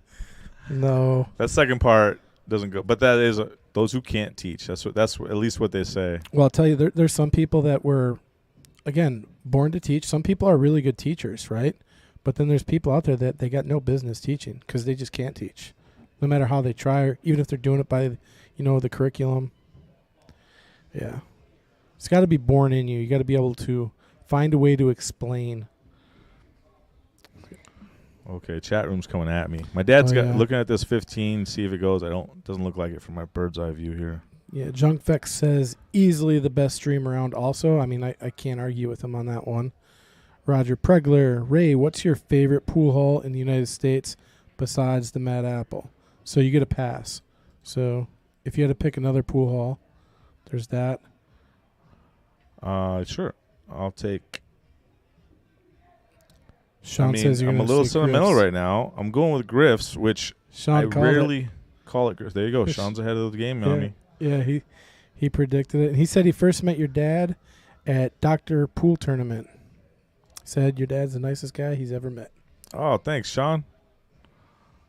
I agree, man. I hope some of that rubbed off on me. And a lot of people say I'm not the nicest guy they've ever met, but I try to be. Most of the time, anyways. Yeah, you're right, Sean. Griff's. A lot of people say it's the nicest pool hall in America.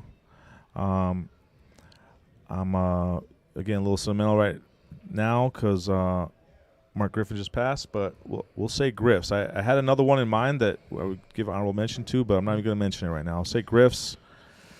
And I used to work there actually before it was Griff's. It used to be called Pool Sharks.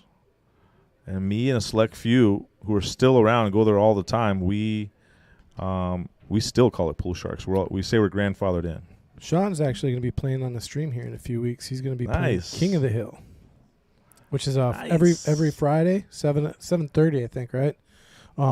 We have premier matches, master level players. We got a really good match coming up this week, so everybody tune in on Friday, 7:30. We just got master level players. Some excellent commentary. Unless if I'm in the booth, then it probably goes downhill a little bit. But played King of the Hill many times. It was great. I lost my first 2 times. I thought I'd never win. Yeah, but you had a streak going though. You had like what 3-4 weeks plus. I don't know how many weeks did you run. I might have quit. And Oh, that's I right. had somebody You did. telling me. Yeah, you did. You had a streak and then Hold on, because I never quit. I never quit. You never quit. No, what we did is I remember this. We used to play on Sunday nights, and we moved to Fridays, and because of your job you couldn't play on Friday or something like that. Is how I remember it. But yeah, you had a nice long streak going though. It was pretty cool to watch. Thank you. Yeah, they switched. Sunday's a good day for me. That's why I'm here right now. Friday, Saturday, I'm working in the casinos. You know, I'm trying to think of that quote that you had. It's rattling my brain. It just popped in to my head when you came into the booth after your game with Mason. It's just like right there. Like I'm one neuron away from getting it. Maybe you can make it better. Paraphrase Oh it. no, Yeah. there's no way, man. It was good. It was see. solid. You can't. Yes. That's what I'm saying. You just keep speaking truth, and they can't be devil's advocated away. It's just they're stunned. They're like, whoa, I can't make that better. I can't even paraphrase it. It was good. So here's the key to this rack. My dad's going to try and slow roll it. Nope, couldn't do it. It was a little impossible what he was trying to do there. He was trying to slow roll it and hold the cue ball for the 13 on the side, which just kind of by telling how he did hold the 13 barely. If he'd have cut that any more, the cue ball would have went further down, so he wouldn't have had a shot there. But he didn't sell out. Mike has some work to do.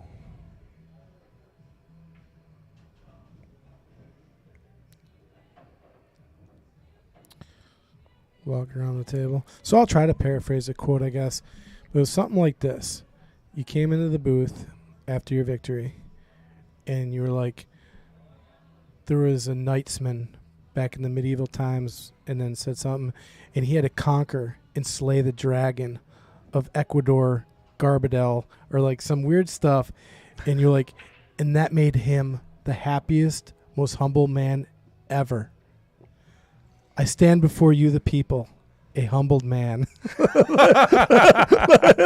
like you Tied built, it together. Like you like built up this crazy thing, and then you just like, I stand before you, and then you blur. It was like so perfect. I'd have to go back and kind of like replay it. But now I want to go back and it figure was it out. I gotta start funny, saying man. this more often. I stand before you. It A was humbled just man. so Yeah. So now, funny. And I was like, that wasn't very humble, but I'll take it. but dang, it sounded right. It's like, what? It was like What just happened here? You tied it all together. It was just funny, you know, and it was good. It made for a good stream. I don't know. Okay, so Mike was kind of going for a tough run there. He tried to back cut the ball, and he had to spin it, I think, because it was tight into the next ball. But he left. He definitely left some work here too. The 9 balls in a trap, and his opening shot might even be tough here. I can't tell that 13. Somehow, when we were talking about the Hustler when it came out, it translated into them talking about when the novel came out in the chat room, and now they're talking about what about Hustler the magazine. My dad's a big reader. He could literally be talking about the book. Like, I'm not even sure. That whole answer surprised me on his King's Court questionnaire. That's a tongue twister. King's Court questionnaire. King's Court questionnaire. King's Court questionnaire. I'm done. Well, you got it a few times at least.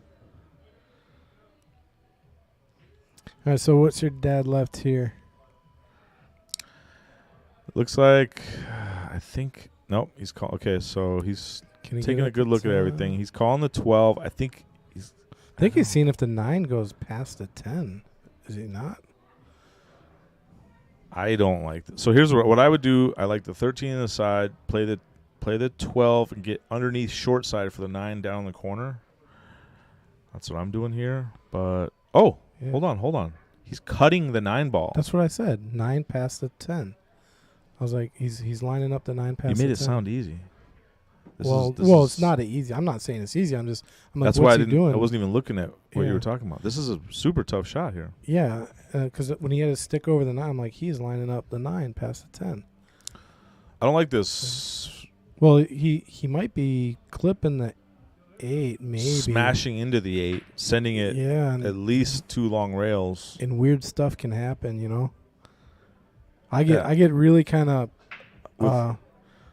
with no. Okay, here we go. See what happens. This is one of those in basketball. You're like, no. Yeah. Well, your dad is No. Oh, he's looking pretty good. Looking pretty good. Yep. And your dad has made a few shots like that today. Just really nice. Getting position. He's had some great bank shots today. Okay, so he's jacked up here. The ball's close to the hole, so making it's no problem. But he has to get into that window of the 3 and the 4 to get the 13 on the side. Or you can play forward and get into the window of the 4 and the 5 and cut the 13 into the side. I'm not sure what I would do here. I think I'm trying to just roll this in, but it's really easy to just roll a hair too much, especially jacked up, and now you're hooked on the 4. But then the jump shot's pretty. It's one of the easier jump shots you could set up. Yeah, I think I'm. Would you? And me, I don't know.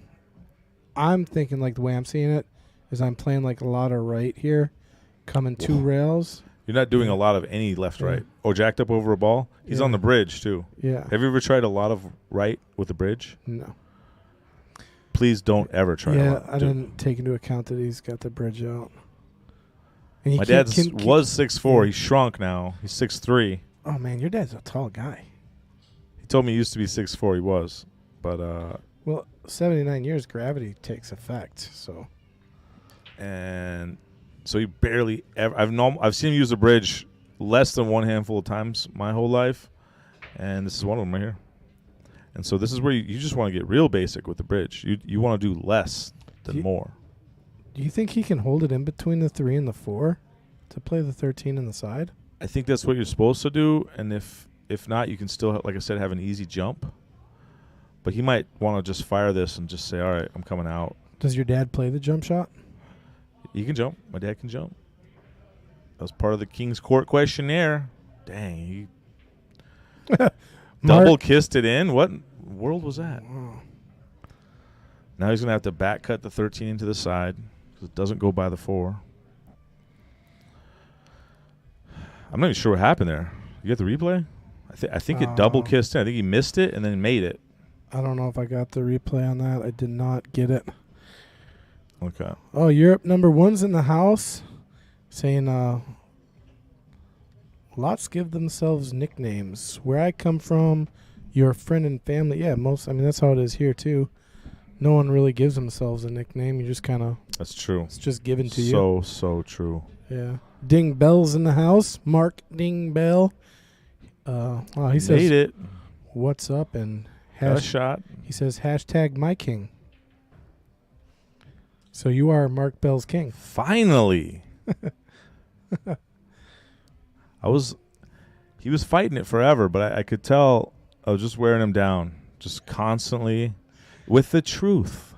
You can't, you know what I mean? How long can you just keep saying 2 + 2 = 3? Like you can't. Eventually you're like, all right, you got me. Bro, look at this 8-ball roll. Rolling. Ow! So I think that's the first 2-game lead we've seen in this match. Is that right? Yep. And nobody's really busted away. So They I mean, both been 2 hanging games. tight. 2 games ain't really busting away, but it's the first time that. Mark Bell tells me to read. Okay, Mark Bell, let me read that one more time. Can Mark Bell read, by the way? Does anyone know? He can read. He just typed this. He typed hashtag my king. Okay. Well, hopefully he has somebody helping him out so he can read the chat room and see what everybody else is saying, because I'm not positive he can read. That wouldn't surprise me if I found out he can't read. Not that there's anything wrong with that. Anyways, so they made an announcement over here. Mason Cook playing in the top 4 right now. Mad Apple Beloved is playing down at the Music City Open. Long time running tournament, full of champions every year. Anyways, Mason Cook is in the Final Four winner side. On the winner's side. Doing great. And Superman just played, so I don't know if he won or not. He's a good player. Superman? Who's Superman? Oh, God, what's his name? I like Batman more, by the way. Yeah. Roberto Gomez. Roberto Gomez, yeah. He just played. I don't know who he played, though. I wasn't familiar with the gentleman that he was playing. So I'm not going to assume who won that match, but Roberto Gomez, great player. So if Mason wins, could be playing Roberto Gomez. If he won. I don't know. They're both in the Final Four on opposite sides? Okay. Yeah. So if they both win, they play each other for the hot seat. Yeah. I'll tell you. Out of 128 people and top players. Good looking break there by your dad. Oh, my Lord. The 5-ball. Look at that 5-ball just hanging in there. I don't know how that didn't drop. So open table here. That was a great break. Popped the Yeah. cue perfect. Hit it hard. I mean, square. this All the is balls are moving. Runnable table right here. They call it a Dolly Parton break. You ever heard of that? That's a pool industry No, I haven't heard kind that of thing. one. No. Was it all bust and no balls? Okay, so yeah, Steve C., thank you. Roberto Gomez did just beat Young. So I'm not. Oh, Billy Young. Are you familiar with Billy Young? Nope. I have Yeah. played Roberto Gomez in a big tournament before, though, Yeah. and he did like it. Sadly for me. That was. It wasn't long ago too.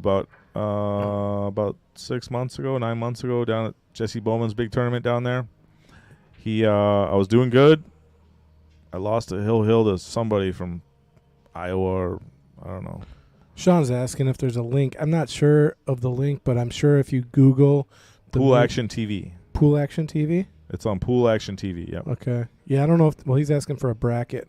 The bracket. If you go to Pool Action TV on Facebook, on their page, the bracket's on there. That's how I found it. All right, Digital pool. Digital pool. That's what Chris was telling me. Actually, you know what, Sean? I'll send you a link here because Chris G just sent me a link. So I'll send this to you right now.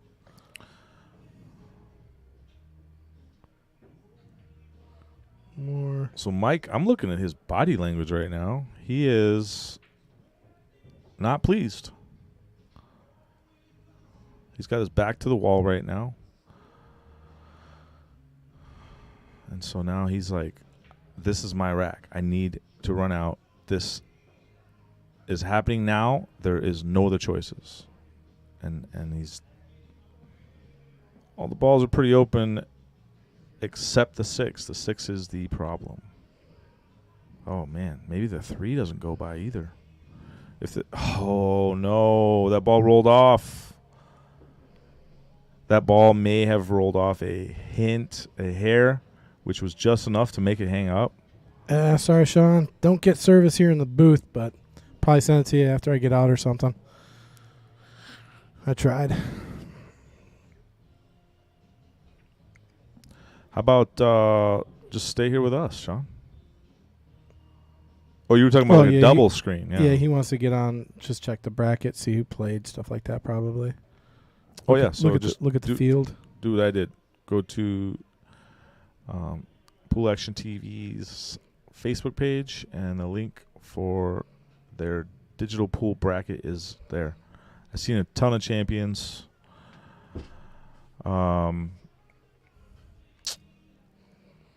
Josh Roberts was still going. Josh Roberts is a excellent one pocket player, and also does a lot of commentating specifically for one pocket. You see him doing that a lot.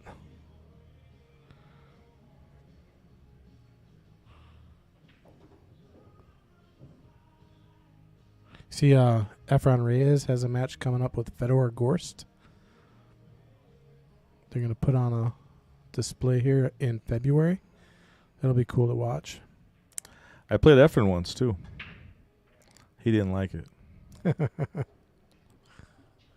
And what didn't he like? It's better, isn't it? Just a little bit more sweet if I just leave it like that? It was. I always got to push the envelope to the next. It's on level. YouTube. He sat in his chair and got to watch the show. It's on YouTube somewhere. But yeah, these are. I'm glad the names. The biggest matches I've ever played, biggest names I've ever played, are still just champions. They're still unbelievable. Yeah, still running around playing. Earl's still running around playing. I feel like Fedor. I say Fedor. Fedor. I feel like Fedor destroys Efren Reyes right now in any game. Well, Efren, I mean, it's not a match I'd be looking forward to watching. Greatest of all time, but Efren's getting a little bit older, and the game doesn't get easier as you get into that age, it just doesn't. So youth, I would say sometimes youth has its advantages,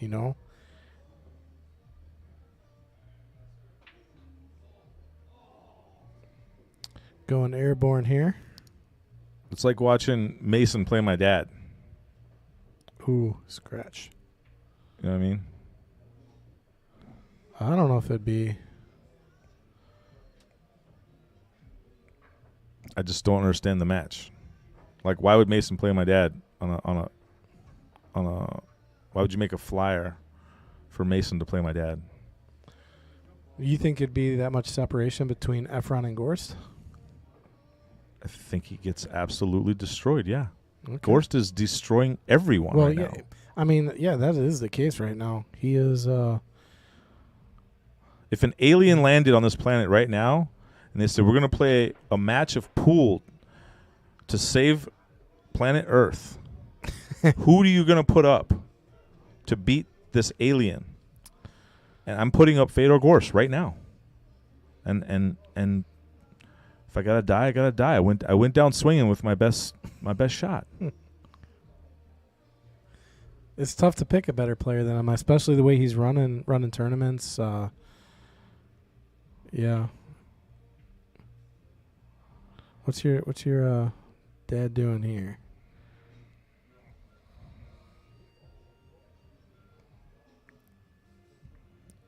Just trying to get safe here. Drop that one ball. But he's going to leave Mike a shot on something. I don't see. He's not going to be able to hide the ball. What is he? He just doesn't want to give him the 4 ball. If he gets underneath the 15, then there's nothing really there. Oh, he was trying to maybe get behind the 13. That would have been excellent.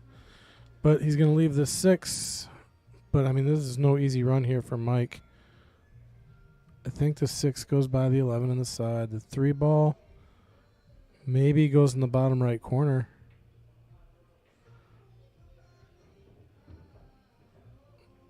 It might be a pattern he plays. 6 to the 7. A little bit of draw here. If he can hold it, he's got to keep that ball from rolling. Oh, he's going all the way down. Oh, to get on the 4, that was rattled. That was a really sweet attempt because 4 is his biggest problem, and he just solved it right there. If the 6 falls, Yep. I think your dad's going to leave that 10 there for a little while. Where is he going to take if it? I'm my dad, if my last name's Skenandore, I'm running out. Oh, man, the chat room's been blown up. Kind of ignored it here. The key to this, I'm really trying to get short side on the 14 quick. I'd like to do it now. Europe one says, we have the best cameras, so many can learn from you. So, yeah, that's the thing I like about this stream. One is we got the dual view, which I love watching from, and it's got the delay, on the right-hand side of the screen. So you watch a shot on the left side of the screen, and you get like an instant replay bird's eye view on the right side. And then we also got the side view. We got the stadium view. So we got the big bird's eye view, I love the bird's eye view. That's the one I watch mostly when it's there. Also, just our regular view. Like right here. You can really see all the angles. Yep. Yeah. And then the other view, you want to critique other streams a little bit. So their regular view, not this one. So they normally have the head on from the rack or from the top.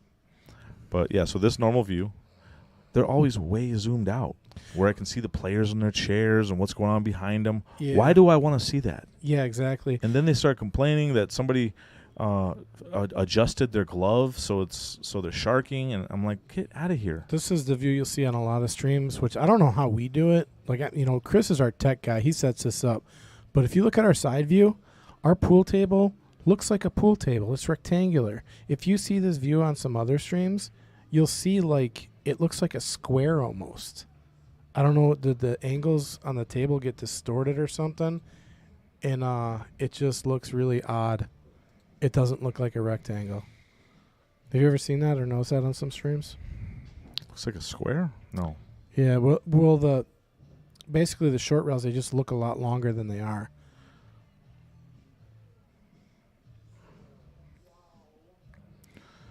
So we still got to come around for this 14. Whoa. Played a tight line there. I'm not sure if that's what he's trying to do. I'm curious what he was trying to do here, but it worked out. Play this combo. Do you try to come off the rail down to the 14 here or no? He does not. Got to get on this 14. Meow. Yeah, right now. So that's tough. Unless he can draw it down. You can use the 13, I guess, but yeah, I'm drawing into this 4-ball. I'm making the 15 and trying to get as much draw as I can on, hitting the 14 and coming through it about a foot. Hitting the 4. Imagining myself hitting the 4 and coming through it about a foot. He's going to come over here, play the 13. Okay, so now... Yeah, but he coming can't this way. Play the 14 past the 6, can he?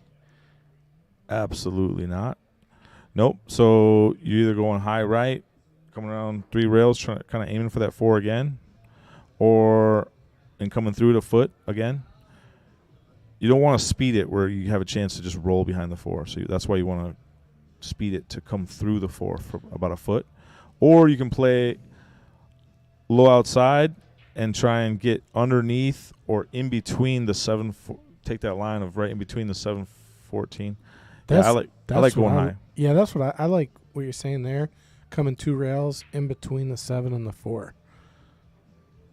If you can get that line, but how do you get that line? You're saying you got to put what on it now? I'm saying 3 rails. 3 1, rails. 2. You're aiming basically for the 4, but you're coming through a foot through the 4. Oh wow, your dad just did something really. That would have been really clever to get it between the 8 and the 7, and then if it would have kept rolling, that would have been a crazy good shot. Oh, wow, yeah. That's a sniper shot right there. You're going in through that really small window. He just called something. I'm not sure what he called, though. Oh, he's kicking. Well, he got a hit. Kicking bird. Opened up the 4 a little better for Mike here. I think you just push the 7 right into the 6 here. Why not? Or do you take the 3? Run out. Yeah, just do that. It's easy.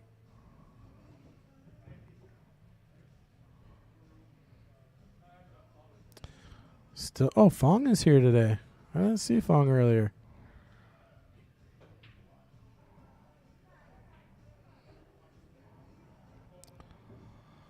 So Mike says, I don't need no stinking combo. I'll just slice the 3 in. Oop, I don't like this shot. I'll be shooting the 6, but it's kind of a stoppy shot. Yeah, then you go 6, 7. Or 4, 7, 6.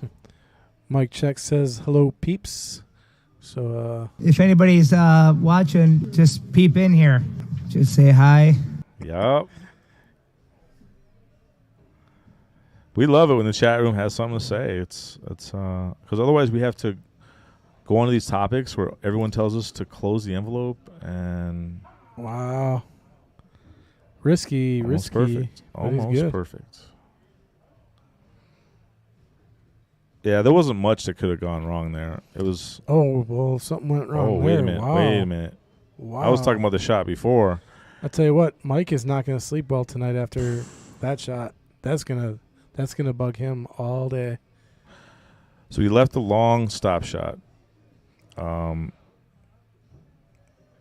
You could even roll forward on this if you want. I mean, just play it safe. You could just stroke through whatever you want.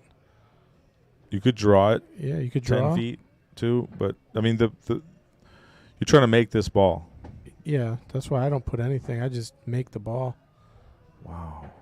Man, Mike getting up out of his seat, excited here to get a chance back at this 8-ball.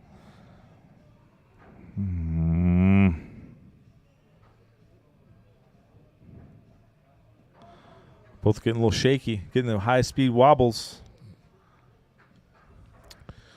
Well, Mike did what he had to do. He closed it to back within 1. It's a tight race here, man. It's tight. All right. 4-5. So you and him. Okay, so we're thinking different. I said stop shot. You said roll it in with let it go forward, and my dad rolled it in and let it go forward. So you and my dad are thinking alike. Why would you shoot it like that? I'm not saying shoot it like that. I'm saying you could, because I know a lot of players, a stop shot, right?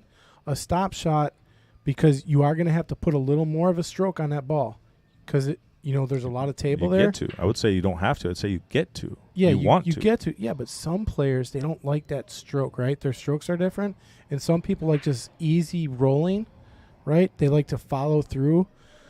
I know for me here or whatever. Yeah, let's talk about you. Why did you say go forward? Because that just doesn't compute in my mind. Okay, so give me any shot on the table. We'll line up a wide open shot, right? Now, if I have to put a huge stroke on it, right, like a lot of top specifically, and I got to really slam that top because I'm straight on the ball, and I really got to stroke, I start losing that percentage point you're talking about. Whereas if I were just to slow roll that, like middle ball, just nice and easy, follow through, I'm going to make that shot more often that way than when I got to put a stroke through. So what I'm saying is anytime you got to stroke the ball harder than you need to, than you feel comfortable with, you're losing that 1% that you're always fighting and dying for. That's all I'm saying. And if you roll forward, your maximum percentage is middle ball, rolling forward. Whatever your speed of your stroke is, whatever you're comfortable with. I'm asking about you specifically. Yeah. You. Me specifically, yes. I'm good. Middle ball, roll it forward. I'm good on that shot that your dad took. I'd be great with a stop shot. I'd almost even draw a little bit on that shot. That's what I said. Stop shot. Yeah, but why did you say forward then? I'm saying because if you're not comfortable, like I'm comfortable with that, and I'm sure there's a lot of people are, but I see players out there that are not, and they like that soft follow, which is in that position you could because you'd still be good on the 8. But some players feel more comfortable pocketing the ball, is what I'm saying, is what I think.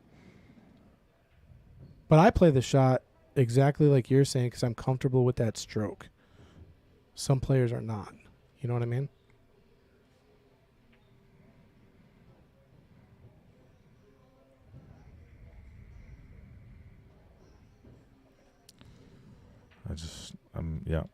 I know what you mean when you start talking about stop shot. When you start I know, but when you get to middle ball follow in, lower speed,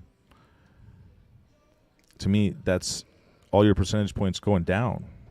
The chances of you, I can stop shot that thing and make it, let's say 95 out of 100. If I try a middle ball roll in, I'm making it less than 95. Me personally. Yeah, and every shooter's different. Forget about every shooter. Do the study of one. You shoot that shot 100 times both ways. Give me a number. Stop shot.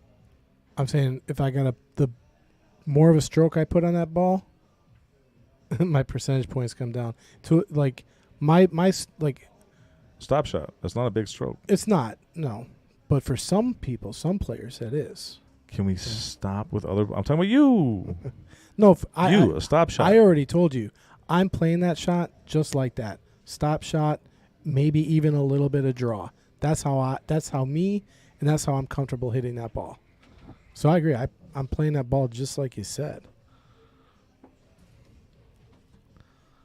But your dad is looking to get out here. How's he going to get to the 8 from the 15, though?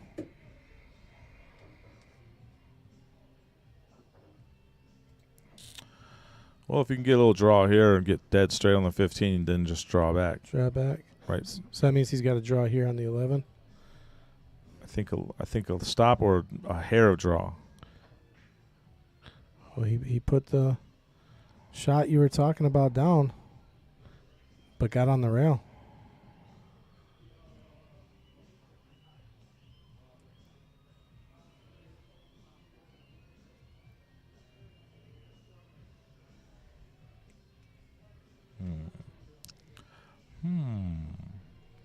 All right, what's Mike doing here? I like getting. Well, I mean, he doesn't have a ton of options here. So you probably got to shoot the 2 or cut the 6. That's it. So I like the 2 ball. It's a weird angle on this 2. It kind of leads to a scratch and to a crash into the 4 scratch. Unless you hit it like a champion, smooth with a bunch of low. He smoothed it in. Big Smooth. That's his name. Big Smooth.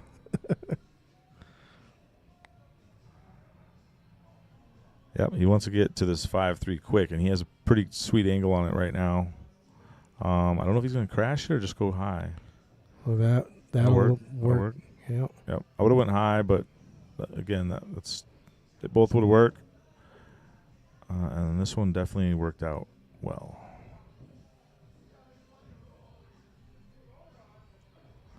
Don't want to get straight in with the 1-4.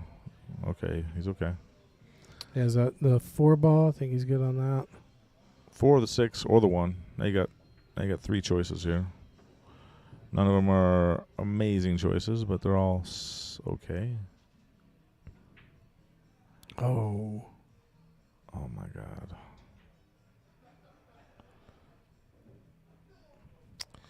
Does he leave the 15 or no? Take a look at the. It's hard to say. I think he does have a 15. Well, he needs to make one of these long shots because he just missed his last 2 long shots. He's trying to smooth that. Oh. He tried to roll it in with top again. He had the room. It was there. What in the world? And he missed that one worse than he missed the one before. Can we get a Taylor Collar soundbite?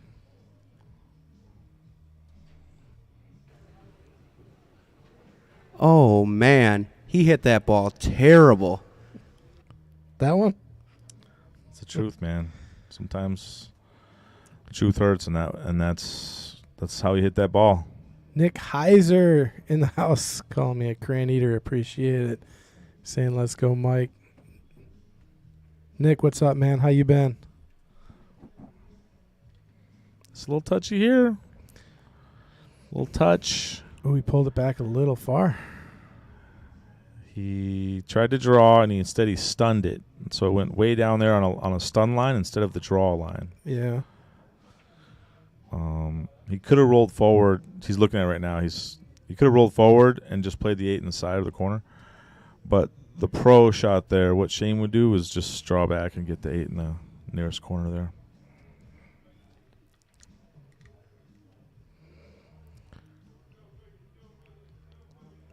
Well, he's got himself in a position now because he can't afford to give up ball in hand because your dad gets out here with ball in hand. Where can he put this 8 that your dad doesn't get out? I mean, this is tough. No, you got to make this, otherwise you lose. Do or die. I think it was. I don't know. That was close. Oh, it was a good hit. Good hit. Yep. Take another look at it just to. It was close. I want to say it split. Take a look at where it is right now. So if it split, which way would the 8 go? It wouldn't go that way. So, you know what I mean? Oh yeah, you're right. A little interesting here. I mean, I think you kind of have to bump the 15 now, and then what happens off the bump? Who knows? So I don't love it. I don't love it. I mean, could you play safe and lock him on the 15? Just draw right into the 15? Could absolutely play safe here. Yeah, I think that's... I would just, if I play safe, I'm just rolling the 11 towards the hole and locking him up on the 15. Well, he did what you did or said and banged it out. I would not have banged it, though. Yeah. I would have hit it soft enough, but hard enough to separate, but soft enough to keep the 15 away from hitting any rail.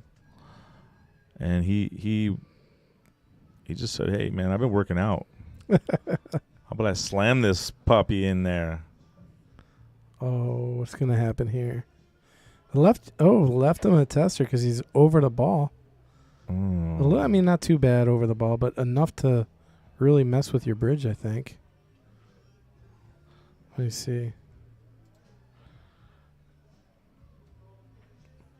Okay.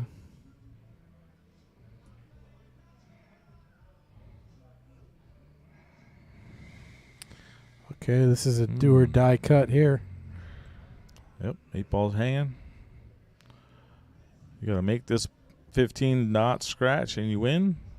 Otherwise, you lose. Now this does, if you overcook it, it could come back and scratch right by where your dad is. If you drill it, it's dangerous. See what I say? He's got a bad line. Right back to where your dad was. Oh man, I saw the line going right to that pocket. And the reason I saw this because it happened to me yesterday.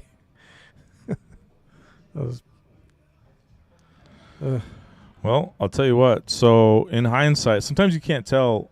You got to do like the autopsy. You can't tell until after. Yeah. I'll do an autopsy on that shot right there, the 15. The cut. Judging by how the cue ball barely scratched, it just had enough speed to come to the hole, almost stop, and then fall in. Yeah. Judging by that, in hindsight, I know he could have hit that ball a lot softer. I didn't know that until after because before he shot it, I thought it was more of a cut than it actually was, which means you got to hit it harder to get the object ball to go in the hole. That's priority number one, make the ball. He secured priority number one, but he hit it too hard. And now knowing the angle that he had, it's an error to hit the ball that hard. Why give yourself a chance to scratch if you don't have to? Well, and like you said, it's kind of hard to judge that. Like you said, getting that ball over, it's kind of how do you judge how hard you need to cut it, right? How hard do you need to hit it to cut over? You can judge it when you're at the table. It's harder to judge up here. It's harder to judge from the booth and the cameras. You can't tell that exactly if that cut angle is super thin where you got to kind of let the cue ball just go and go with whatever you get, or if it's easy enough cut where you can still put the cue ball in the middle of the table, 2 diamonds down. You can judge 2 diamonds on a cut shot like that. Yeah, you can say, all right, I can hold it back to the head string. Nope, I can't. I can hold it to the middle of the table. Nope, I can't. I can hold it to the spot shot line. Yeah, if that ball was up closer to the rail, I think you're right. He would have had to hit it harder. You know, he wouldn't have been able to like soft roll that cut like you were talking about, but he had room, I think, and enough angle to where he could have cut that slower. And then here's the other thing. If it is a longer cut, a harder cut there, now you're not trying to barely speed it where you have just enough chance to scratch. You're firing that ball. You're putting maybe a little bit of inside on it. You're trying to cinch it in with a more confident speed than that slow roll, barely scratch speed. And the thing about, like, because your dad, he had a tough cut, right? I mean, it's not an easy cut, right? But a cut shot like that, when you put English on it, whether it's inside or outside, that makes the shot a little bit tougher, right? Because of the deflection. That's another thing to think about. If I can avoid English, I do. But in that case, like in the one I had yesterday, everyone was saying, "Oh, you should have put this English, that English," and they're right because I had the speed. I could not control that. That speed, I had to fire that ball, right? So I can't control that speed. That ball's my cue ball's cooking, and then you're kind of forced to use English. But if you could do It's better to use English at high speeds. At higher speeds, because less deflection and with the black shafts, they deflect left. Yeah, if you're doing this like kind of slip stroke, barely roll a ball in speed when you're trying to put left or right on it. That ball now the drift. ball's mass saying, you don't drift. you don't know your accuracy to the hole, and you don't have much accuracy to keeping the cue ball where you want. At the higher speeds, that's where you're like, okay, I can put a little bit of left on this. Yeah, totally agree with you on that. I get to, Yep. instead of I have to. You change your language too, and it's more like that positive stuff, like you're talking about. It's not I have to put a little bit left on this. I get to put a little bit of left on this. I get to ensure that I avoid the scratch. If I make this ball, no times out of a million do I scratch. So right here, all right, he's got the 13 on the side. You trying to play the 8 in the same side, right? Nope. I'm Nope. rolling this in super slow. Super slow. Holding it for the 8 on the other side. Can you hold it with that angle? Not much, but I enough. think he's drawn between the 1 and the 5, 2 rails. Yeah. Well, now he's got a scratch angle. He's shooting to the rail. Yeah, so I think he was. But the 3 ball does help make this hole a lot bigger. Yeah, he could play this off the 3. You're right. So big pocket in the side. Big pocket. But the cue ball, because he's thin in the 8, right? It's going places. You can't slow roll this. You're on the rail, so you can't Yeah. do much to avoid whatever you're trying to avoid. He hit it good. He hit it look real at that, good. Look at that cue ball. It was going right. Yeah, he hit that real good. So we're going to take another look at that shot. Yeah, I'd be a little nervous taking this shot. I mean, you're really thin in the 8. A lot of balls on the table. Anything could happen with the cue ball. They're asking, is the score right?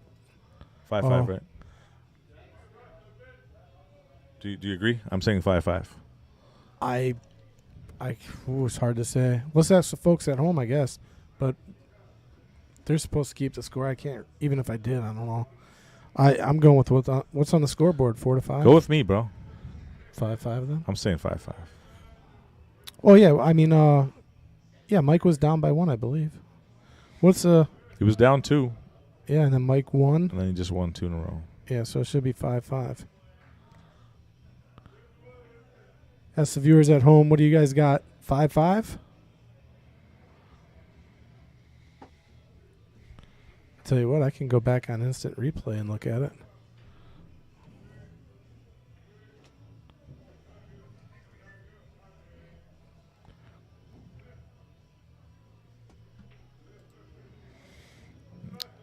Yeah, I think we're fine. It's just Mike was asking us for a minute, and I said 5-5. Oh, now look My at they dad got said 6-5. Whoa, what's hold going on a second here. That's what I'm saying. That's what I'm going to go look Chat room. at. Now I'm going back here. I think Mike forgot to mark one is what they're saying. So we had 3-5. 4-5. I could be wrong. I'm not 100%, but yeah, let's go back. Let's do the work. How about this? You look up that, and I'll just keep chatting on this, on the game, on the current game. It's kind of hard to see here. I mean, Or you want me to do it? I could do it. yeah. Hey, folks at home, help us out with the score. I don't know. I mean, I guess they both agreed on it. I don't know. I don't. Yeah. Well, Go back and look because I think they asked. He was asking us. Yeah. And yeah, wow. Here's a fun one. What if they both agreed at 6-5, and we have video evidence saying it's 5-5? What do you do then? I thought, yeah, I think What's ethical to do? Is there maybe a rule out there that we shouldn't? I think be when you breaking? told him 5-5, he thought that you meant it was 5-5 and I just won, so now it's 6-5. I don't know. My mind's going to explode. This is why I don't keep score.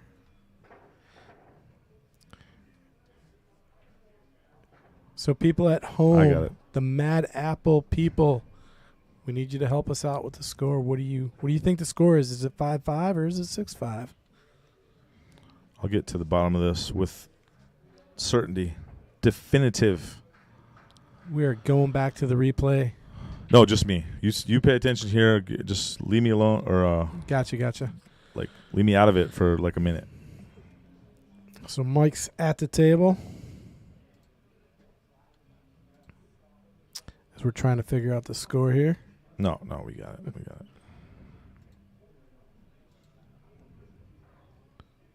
Mike.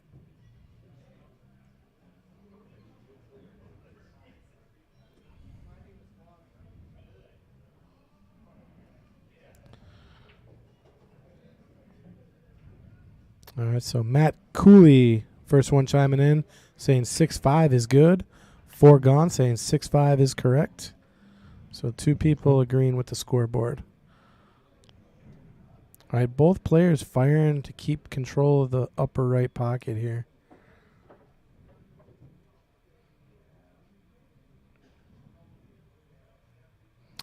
Mike's 2 balls in a bit of a trouble spot here, but he might have an angle here on the 7 to draw into the 13 and push it up to the top left corner. And that would be ideal if he could hit this 13. The tough part about this shot is you could scratch in the side. And I think Mike's going back to keep control of this pocket. They both want this upper right pocket. The question is, why do they want this upper right pocket?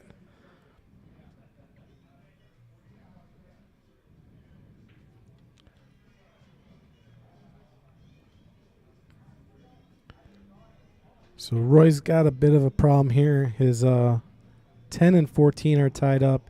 13 stuck to the 2 on the rail.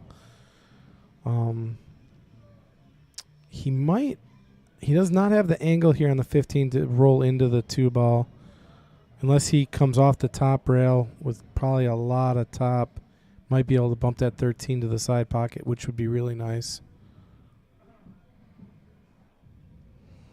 Yeah, Gene is saying that we did not score Mike's 5th win, so that's why they went up from 4 to 6 after he won the. So everyone is saying 6-5. Appreciate everybody keeping us on our toes here, keeping us honest. See what Roy can figure out here.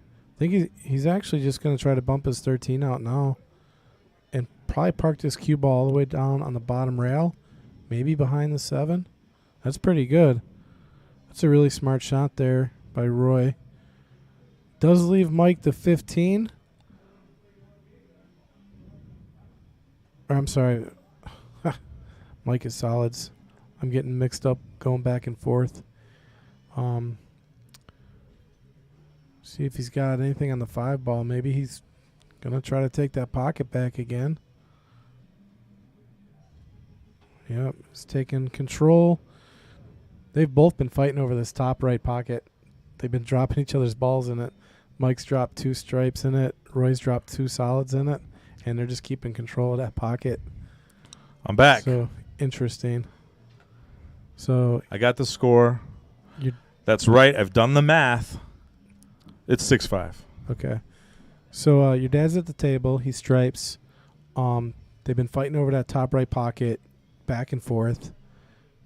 There was a tie-up with the 2 and the 13 that's been taken care of. So now the only problem left is your dad's 14 and 10.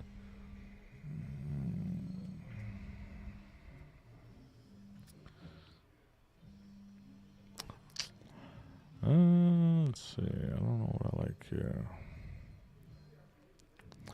Well, that 5 ball's kind of killing him. Bird's Eye says the 2 and 3 both go by the 15. Does that look right? Yeah, the 2 ball goes by the 15. The 13. 3. Oh, the 3? Does that go by the 15? I might have to go to the overhead on that.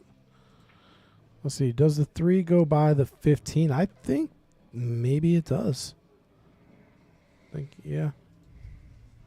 What do you think? Yes? Yep.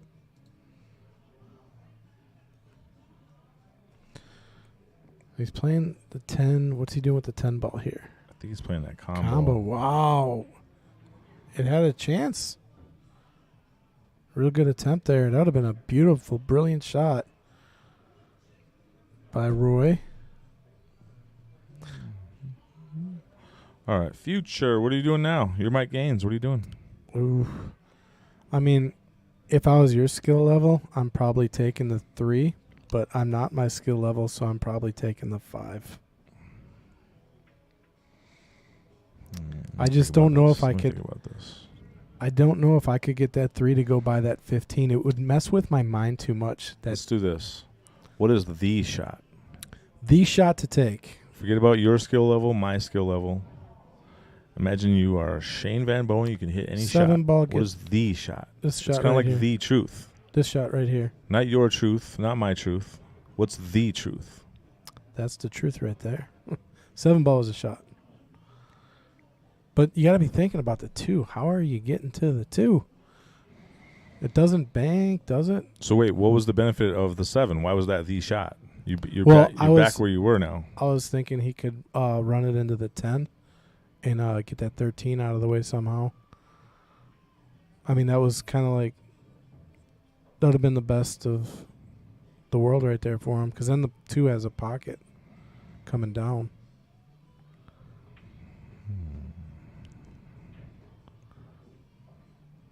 See, the 2 has no pocket. This is a pretty good angle, actually. So make the 3 Hit the with 2. some low, and a lot of good things happen. 1, you can get perfect on the 2 with the 13 as a stopper. Or 2, you can run into the 2 and maybe even get a better shot than that somehow. But this is a good angle. This is, I think, a tight pocket for the 3. Oh, but the 15-year-old right in the way.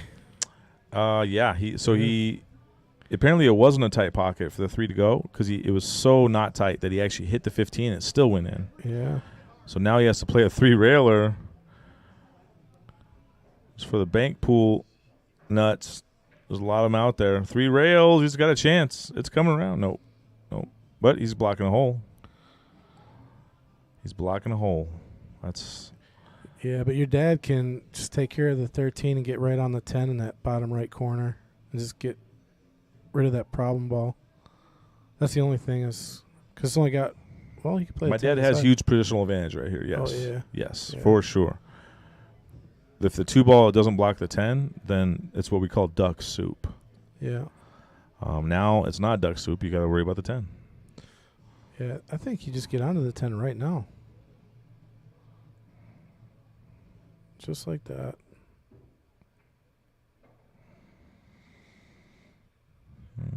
Now what? No. Roll it in, or you power it 1 rail and out. Let's You're see, what obviously angle? shooting the 10. Yeah, I'm just making this ball, just rolling a little forward because I'm going to be on my 15, and then I can come around 2 rails to get Okay. on the 14. See, coming around the 14 here, or yeah, it's probably come 2 rails.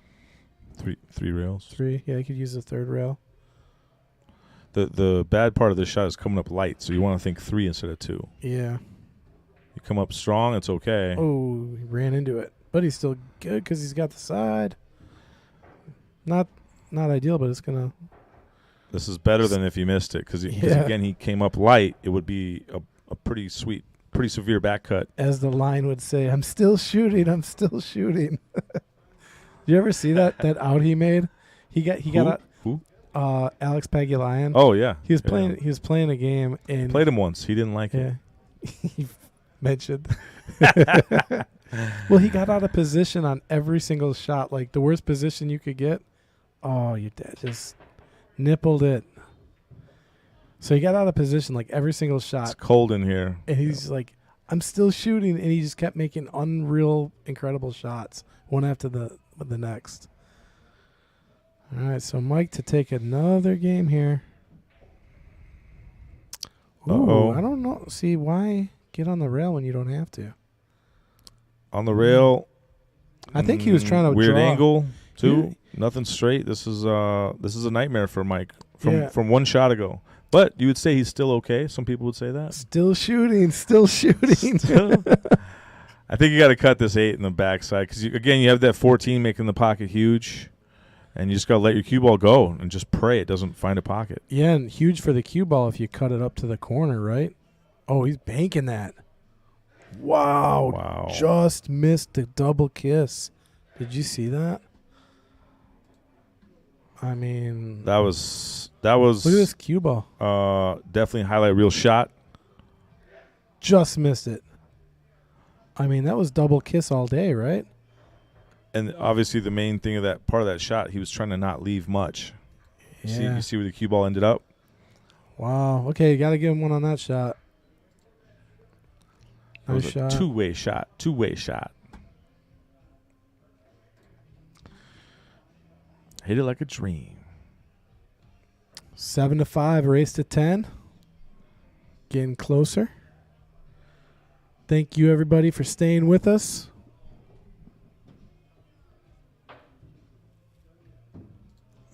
All right, Mike setting to break, coming at it. Now, was he hitting second ball here? He's been changing his break around there. That looked like he actually caught a piece of the head ball there, which I don't think he's trying to do. Well, he dropped a stripe on the side. Looks good to me. Yeah, you got control. You get to choose your side, which means you get to choose your opponent's side for them. And yeah, I'm picking stripes here. Yeah, because everything has a home. I mean, even the, what is that? Is that the 12 ball up there? Once the 11's gone, that's got a home. Hardest ball left is the 10. Yeah, it goes on the side. Does it go past the 6? I mean, it's just getting on the 10. It's not really. He could take. It has a lot of holes, but it's to get on it. It's tight. He could take it right now if he wanted to, but he'd probably be running into some furniture on the table. Take it where? Long up in the corner? Yeah. I mean, you're gambling with it, but you're on it right now. Yep. You know, that's the hard part, is getting on it. So you got to weigh that. Well, he's jumping. He's jumping over his own ball. Wow. Have you ever seen that? Jumping over your own ball. I like it. Wow. I don't know if I ever have seen that. Jumping over your own ball. Usually you would play a combo if it's your own ball, right? Yeah. Especially in that situation, because it gets the 10 out of that kind of jammed up spot you're in. But some people are so good at jumping, or they feel so confident about it. Oh, look at this shot. This is sweet. See, perfect speed. Good oh, God. man. Do I keep that or keep the jump? Both. I You can't. Oh. Okay, well, nope. Now we just lost a jump shot, but it'll be in the highlight reel because they were both really well-executed shots. And you're looking at possibly the first breaking run of the match here. Second. He had that quick one when they lost the score. Oh. Oh, my goodness. I'm not hitting the replay on that. Wow. Oh, my gosh. Those are the same two nipples that my dad keeps hitting, and the ball keeps not falling, and then that one falls in. This is what I'm thinking when you're losing. Listen, he's got to get it past you're like, the 2. really? He didn't want to go past the 2. He cut it. He overcut it. I guess it didn't go past the 2. It's kind of hard to overcut that. He hit Wow. it. That's what you call missing on the pro side. You hit it too good. Still got to deal with this 5-1. It's not a cakewalk, I don't think, unless the 5 goes. Stop shot right here on the 6, right? If the 5 goes, yes. Yeah, I think the 5 goes. I don't think they're locked. We'll look at our overhead view just to double check. The 1 goes nowhere. The 5 doesn't go in the other nowhere but maybe that corner. Yeah, he's good there. Okay, yeah. Overhead. Yeah, he's Overhead. That brings up my favorite joke, but I can't tell it here on the Mad Apple Extreme. Or this would be my last broadcast. Ask me at the bar. My favorite joke. Overhead. Talks about overhead. I used to be a bartender. I used to have a ton of jokes just at Maybe that's why you got the tip of my charisma. fingertips. Because you developed that as a bartender. That's something you get. You're forced to share your whole life with everyone, so everything can become a joke. Everybody's asking you, like, where were you? What'd you do Tuesday? What'd you do Tuesday at 1 o'clock? What'd you do Tuesday at 1:30? Oh, who do you like her? Do you like? And you if you try to be like this,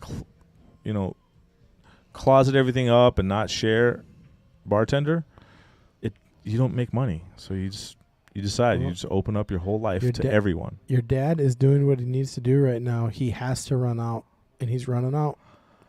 I mean, there's nothing on the table. So I mean, I like the 4 ball first. We'll see what he does here. He's going to go. Way too hard. Going to be on the rail, shooting a long 7 to nowhere. Yeah, 7 and hard to get to the 4 unless you got a really pretty draw stroke. But then you're flirting with the 8. He's rolling off the bottom rail here. He can go forward. I think my dad's going to go forward. Oh, he's going forward. Hard. Yep.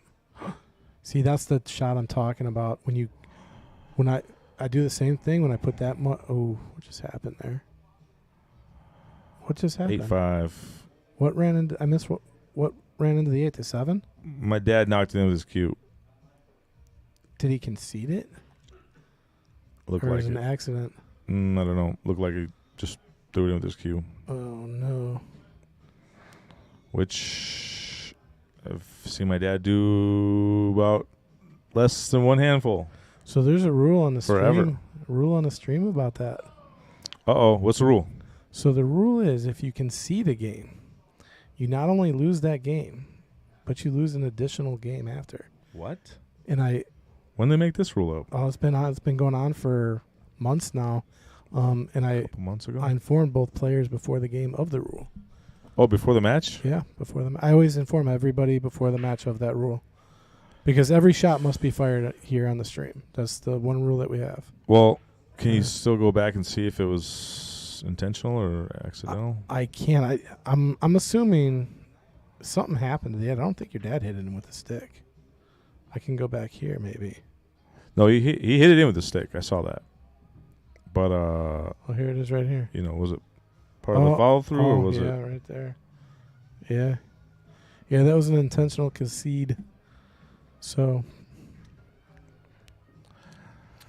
but I think rules are rules. See, so that rule, that's one of those things where I'm against it. I'm against making too many rules. Well, I think they both agreed Mike did not take the extra game. Otherwise, he'd be on the hill right now.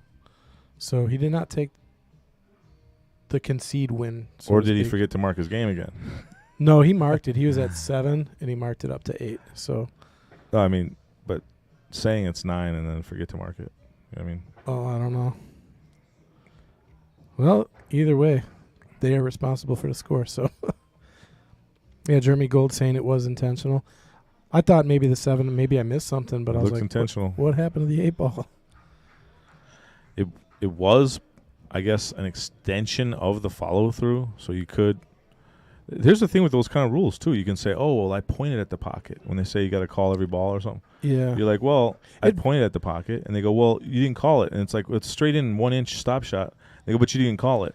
You got to call the 8 ball." So And- they had, And we're not out there. We didn't. I mean, I saw it here on the camera. All I saw was your dad's stick. It very well could have been maybe your dad was like pointing at something and accidentally did it. Maybe not an intentional concede. You know what I mean?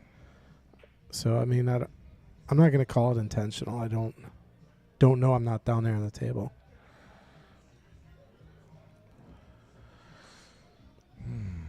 bad rule. Was that your idea? No, that rule's been. When did they make the I've rule? played on the stream many Yeah. times, and Yeah, we've always asked. it was never the players. rule. It was Yeah. never the rule. It was always we pretty much asked the players like, yeah, don't concede. Every now and then you see it. So there was a rule made that if you concede, That was Chris Gutana's, I bet. He loves writing down rules, and then when he's finished with that, he wants to dip his pen in some ink and write down some more rules. envelope, boom. Just have so many Oh my rules God. on top of rules with like sub rules and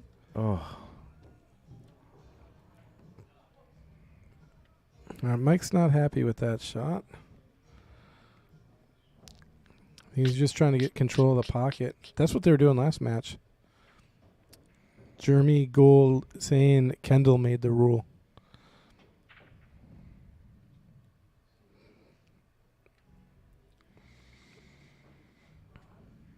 bad rule. Does it go past I know the it's 10? I know it's in the spirit of Matt Apple. They've asked and we talked about on the stream, I think every stream forever. Yeah. Here at the Matt Apple, make everyone shoot every ball. It goes off the 1. Every ball is a rail. These are just some things that are just, known around here. But I mean, that's a big penalty. to me. That's it's a huge penalty. Huge penalty, especially if that would have put Mike on the hill right now. You know what I mean? That's a Or nine, 9-5. or in the match. Yeah, I mean, not like nine. what if he was putting him on the hill and now you end the match? Oh yeah, nobody wants to end like that. That'd be horrible. But if you have a rule in place that says, then rules are rule. Rules are rule. Okay, And I work all day, all night in a world of rules. What was the shot? Nice shot. Wow. That was beautiful. Wow. Taking a look at Mike that Gaines one. is just feeling it right now. He had 2 quick breaker runs and we didn't even barely notice. He's on a tear right now. Look at He's fired that ball with authority. So he got a little unlucky to get straight and on the rail here, but he's feeling it. Yeah, and this is one of those shots. This is a touchy shot, right? You got If the 8 goes short side, you're just rolling this in. Yeah.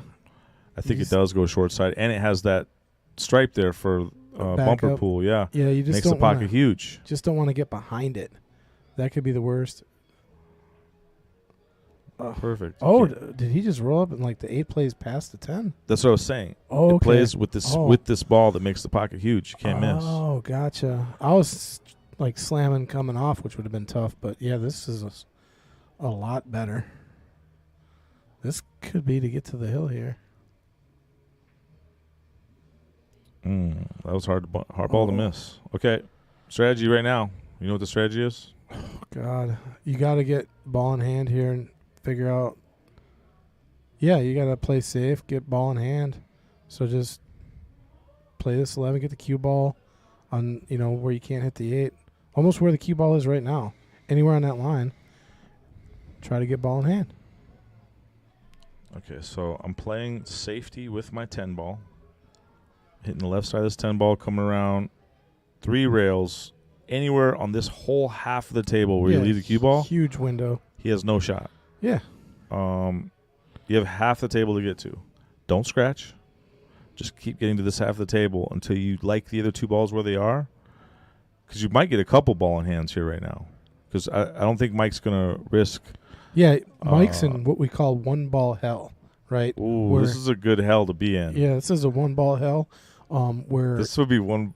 Yes. This isn't typical 1 ball hell. That's pretty close. Okay, 1 ball hell means you're 90% to lose. Right now, Mike is probably a favorite to win.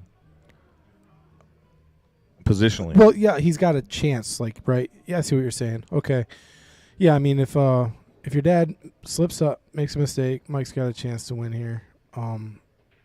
But man, he's got so many options to. Even if my dad makes no mistakes, I think Mike's still favorite to win here from the positional wise. Yep. Especially if you don't get to this half of the table. Get fong. They're asking for somebody to watch a hit. I'm biased. Let me get somebody else. I will recuse myself from watching this hit. Yeah, get Chris G or Dave maybe. Fong's here, isn't he? Yeah, Fong's here. Or you got Tommy Beshta out there. Okay, hang on. Let me go get somebody. Yeah.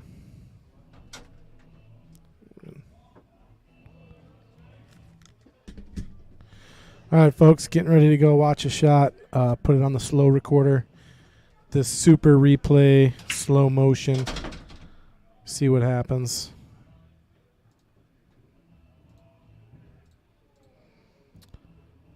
So, walking around the table here.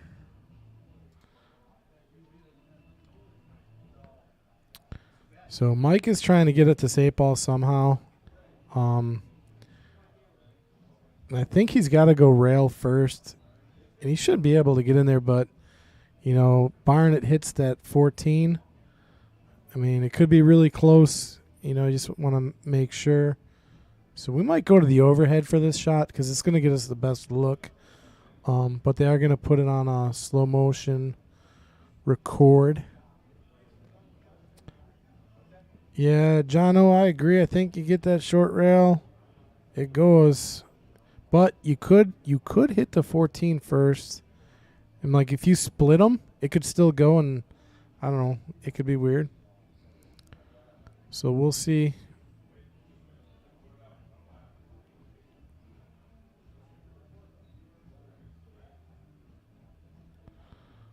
right, folks. This is to get on the hill if he makes it. So, pressure shot here.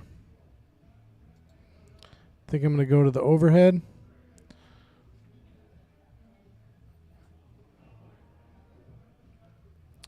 So I think you got to play it right off the rail, right into the 8. Left spin. Look good from here. Take a replay. Here's the replay. It looked good. Hard to see. We got the instant replay logo up there. I don't know. I think they're going to call that good. What was the was it a good hit or no good hit? We're calling it a good hit, it looks like.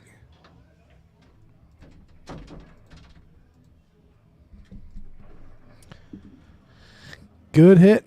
Man, I did the instant replay thing, but our Matt Apple logo came up on the right over the ball. So we have John Lewis here. He's the greatest referee in the history of the known universe. Greatest referee in the world, but he's in a match. Tom Beshta's in a match. Falling's nowhere to be found every time you need him. I think they're all. I did not want to make this call. I did everything I could to not be involved in making the call. And Mike really wanted me to make the call. He said, well, just hold the camera. And because he kind of wanted to shoot quicker, I think. And I was like, okay, I will hold the camera. And then his camera blurred, and he said, what are you doing? I said, nothing. Your phone sucks. Well, I'll tell you what, that says a lot about you, right? Because Mike asked you to referee, knowing that there could be a bias because he's playing your dad, but trusts you to make the right call. That's awesome, I think, personally. I think that's really cool. Your words, your thoughts. Until I make a call against him, and then he hates me forever. And now I've lost gold. I've lost friendship and trust and everything, integrity. Yeah. Like what do I gain from that? I'll tell you what. It's all risk and no reward. Here's what just happened. Early in the match, you said your number 1 son. I think you just may have went to number 2. I didn't make a call, so I filmed it and I walked away. All right, Mike on solids here, looking pretty good. Minus the can he get at that 6? I don't think he can get at that 6. Well, he can't get anything right now. I got to go to angle on the 6. He cannot unless he spins it. He's checking it out. Yeah, I think the 15 is just kind of covering it up a little bit. The 14. And the 14. Good news for Mike. No matter what happens here, well, not if he opens this 15 up. I was going to say, no matter what, he's going to have positional advantage. So he has to spin this cue ball around to get a hit on the 6. Got it. And didn't touch the 15. And he, I don't know if he left a shot. Maybe he can back cut that 12. Yeah, I think the 12 goes. I think that's exactly what he just lined up.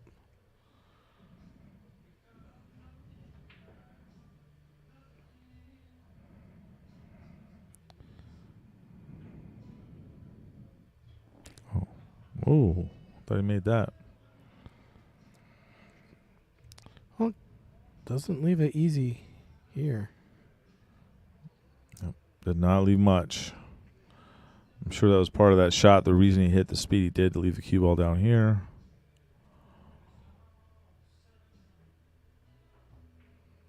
Oh, wow. For the combo. Yeah, combo 3 on the side. That would have been another highlight-worthy shot. All right, so what's the future? Got to run out. 10. Does a 10 go by the 14? It looks like it does. But, see, this is... Okay, let me ask you your opinion on this. The 10 goes by the 14, right? But the 14, it just messes with my mind. Just the rolling it past. It always... It's just like it's like a beach ball. You know what I mean? It's just like... It's not my way. But in my mind, it's going to, I don't know. It just psychologically messes with me. It's like you're hearing footsteps. You're afraid to catch the ball as a receiver because you're hearing The footsteps of the what the safety who heck? might. Hold on, what's this? Did I see something?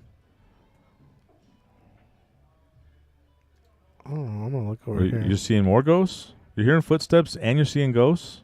My vision bent or something. He hit that ball really funny, it looked like. Okay, yeah, well, we're going to watch that shot. Tell me if that shot, I mean, he hit it obviously right. He did something really interesting with the shot. Maybe you can explain it. It's just, it didn't look, it was a great shot, but it was like an unorthodox shot, you know? I'm not sure what you saw. Well, I'm going to go back. He shot a hanger in the hole. Yeah, I know. Just the way his cue came off. I don't know. The spin. You're going to have to explain it to me more or show me something. Okay. Well, here, we'll go to it right now. Watch the way he shoots this shot and the way the stick comes off the ball.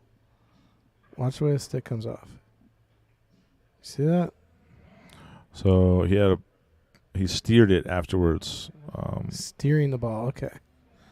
That's not recommended. Oh, this is a nice shot. Look at that. Look at that. I think he's going to have to do it again, though. Unless, can he hold for the 8 here? Yeah, I think he can. No. You play this 2 rails and out. Back and forth, yeah. All you got to do is avoid this 5, and nothing bad happens. Just make the ball. Don't hit the 5. Yeah, Jeremy just said what you said. Little steering action. Okay, so he did try to hold it and dropped it. Oh, What? and the spot gave Did you him see a the little cue angle. ball? Yeah. Instead of being jacked up, now he's got. Oh, That's why I don't like the Perfect spots. cueing. I do not like the spots. They drive me nuts. what? Do you have an alternative? Do you have a solution For the spot? Oh, absolutely. for what you don't like? Yeah. What would you say? Just no spot. Period. No, you just draw on it. Or you put, there's all sorts of things. What do you mean, like a permanent marker? Just put a dot on there or a circle? Yeah, absolutely. It's not going to really mess with the felt. It's just not a way. That spot raises up just a little bit, and sometimes that happens. And that's just enough. You, more than most, know that just that millimeter could really affect a game. Just hitting it and rolling back. Okay. You're right. I totally agree. Now, have you thought of this? Getting rid of spots all the time. Nope. Have you thought of if you got rid of the spot, you're saying that little bit of elevation that's there would no longer be there. So now when you're doing your head ball smash, your 10-ball pop break, your 9-ball break, you're doing these breaks where that head ball is slightly elevated where your cue ball gets to pop and stop. Now there's no more pop and stop. Well, a great player adjusts to the equipment. So you got to adjust to your surroundings and your planes. Like anytime you go from a valet to a diamond or to some monolith cloth to whatever, you always got to adjust to that, right? So then you adjust, you change your breaker, you do what you need to do, but get rid of the spot by all means. Get rid of it completely. But you're saying but you're not going to adjust for the spot. So you're saying adjust for. You're saying if the spot's there, now you can't adjust. But if the spot's gone, now you have to make adjustments to what I just proposed. And I proposed is you're changing the actual game. The spot is there for a reason. Why do you think the spot's there? Well, spots Just there so to we mark? know, just to mark where you're racking the balls. And you think that little bit of elevation that it gives the head ball is not intentional? You think that's a flaw? That's a bug, not a feature? I think it's more of a flaw when, just kind of like what happened with your dad, the cue ball came to the spot and rolled back, and now let's say that hooked him somehow. That little millimeter that it rolled back hooked him. That just took away a possible win because it ran into something on the table that necessarily does not need to be there. But then you could say, well, but a great player needs to adjust. You're hooked. Now kick it in or jump it. You know what I mean? Like that excuse could apply at all times. It's no. No? No. Because what I'm saying is, just move the 14. Oh, did he hit 2 balls or 1 ball? Just one. Want to replay? No. You sure? Okay, There's 2 balls dead close to each other. See if I got it. Yep, I got the replay. So we'll take a look at it. I'm pretty sure he just hit one. Oh, no, he That's a moved. foul. Is that ball in hand? 100%. Okay, well, But I don't think they're playing it ball in hand. this is a situation where, guess what we say? Doesn't matter what we say. It's not what they say. Well, there's some people who would be in this booth, come running out of the booth and say, whoa, Oh, no, hold no, on, no. stop them. Can't Whoa, do hold it. on. Yeah. I'm saying there are people out there. Oh, okay. And those are the same people who write a bunch of rules. Those are the same people who want to remove the spot.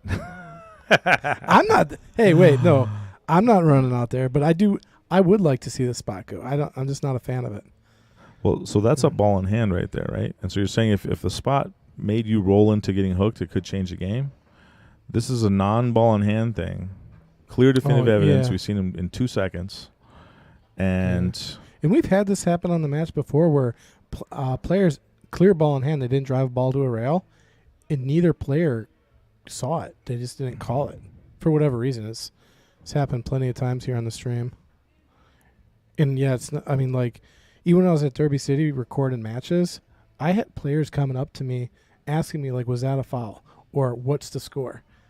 And I'm like, I'm sorry, but I can't be here to decide or tell you that.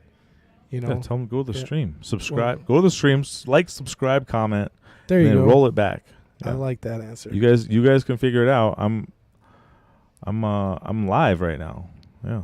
Yeah. And so Mike just rattled. It looks like the 15 is hanging in the pocket. So your dad has got a pretty good looking table here. Also, my dad has 6. Oh yes, they didn't mark that last game. He went up 5-3, and Yeah, Riley just pointed it out too. 9-6. yeah. So okay, so here's 2 just philosophical things. Forget about me and you. Okay.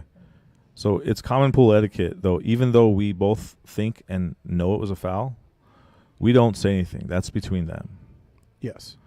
But ironically, it's actually just not. We both No, the score. think and have definitive evidence, proof that the score is 9-6. We know that. Yeah. And we are going to say something. Are we? Absolutely. Okay. But both of these are kind of cultural norms. You're on a live stream. You're not going to let somebody get to 11 when it's a race to 10. Well, what I'd like to see right now is let them finish this game out, and I'm sure Mike will look at the score, or one of them will figure out. You know what I mean? Like, I bet you if Mike goes to the scoreboard right now, he'll be like, "Oh, Ray, you had 6, you forgot to mark it," or maybe Ray was like, "Oh, I forgot to mark it, just hasn't done it yet." But yeah, you're right. If they don't do it in the next game or so, we should probably run out there and let them know. Okay, but just look at the irony, though.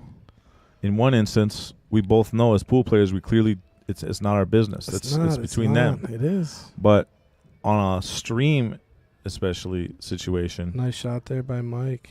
Oh, he might. He's- Okay, he's okay. This is for the game.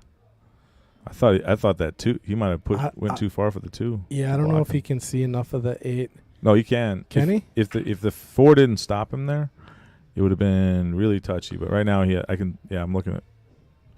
He has the 8. It's just you got to make it. Oh, you're right. He does have a little more than I thought he had. Oh, wow. Yep, there it is. And you leave the cue ball on the rail too, just in case there. Well, But wait a minute. Before we close here, so you're saying, let me ask this. Or were you just playing devil's advocate? But play devil's advocate. Why would we not tell them the score? Let's say my dad brings it back to Hill, but he actually won 10-9. oh man, that'd be so rough. We just sit here and on a live stream, on a Mad Apple X stream. I wouldn't be able to do it. I don't think. I'd have to let them know, like, hey, this is the score. I mean, right now it's an arbitrary score, but yeah, either way, I think maybe we should be telling them, hey, we know the score. The score's wrong. We go out there and tell them. But I know, like, for a fact, like the follow the ball in hand thing we're talking about, if they're not calling it and they're both agreeing on it, yeah, you're right. There's kind of like a... It's weird how there's... It is. But, I mean, I don't think, like, we should be running out of the booth. I mean, honestly. Like, hey, foul, you missed it. No way. But a a score thing like that, yeah, I think maybe if as long as we know the score, we probably say something. But And I think if a gambling match, let's say they were gambling in the back corner, in a dark corner, they were playing one pocket, and we see the score is wrong. Again, we don't say a word. That's between them. You're supposed to know the score. You're supposed to mark your game. yeah. There's like all these things. It's like a boxer. Defend yourself at all times.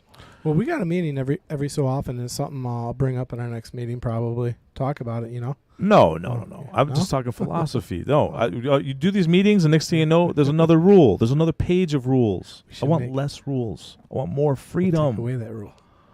I don't know if that's a rule, that we're allowed or not allowed to tell them the score, or even the. Yeah, I don't want it to be a rule. I don't want anyone to say, I don't know if it's a rule. That means you're pausing yourself because of a possible rule that exists somewhere that's probably outdated. Do what's right. Tell the truth. Clean your room. Stand up killing me. straight with your shoulders back. Well, we should go fix the scoreboard then. But the score officially was 10-6. I think some people are asking out there, but the score was 10-6. Mike Gaines remains our current night champion, and we'll be back next week. And we're gonna be signing off. Thanks, Ray, for sitting in the booth with me. Awesome match. Awesome commentary from Ray. I love sitting in the booth with you, brother. Your insights are just awesome. You too. And I love it. You set me up so well. But we'll be back on Friday. We got an awesome match, King of the Hill. Tune in 7:30, and then we'll be back next week for our King Court matches. So take it easy, everybody, and take care.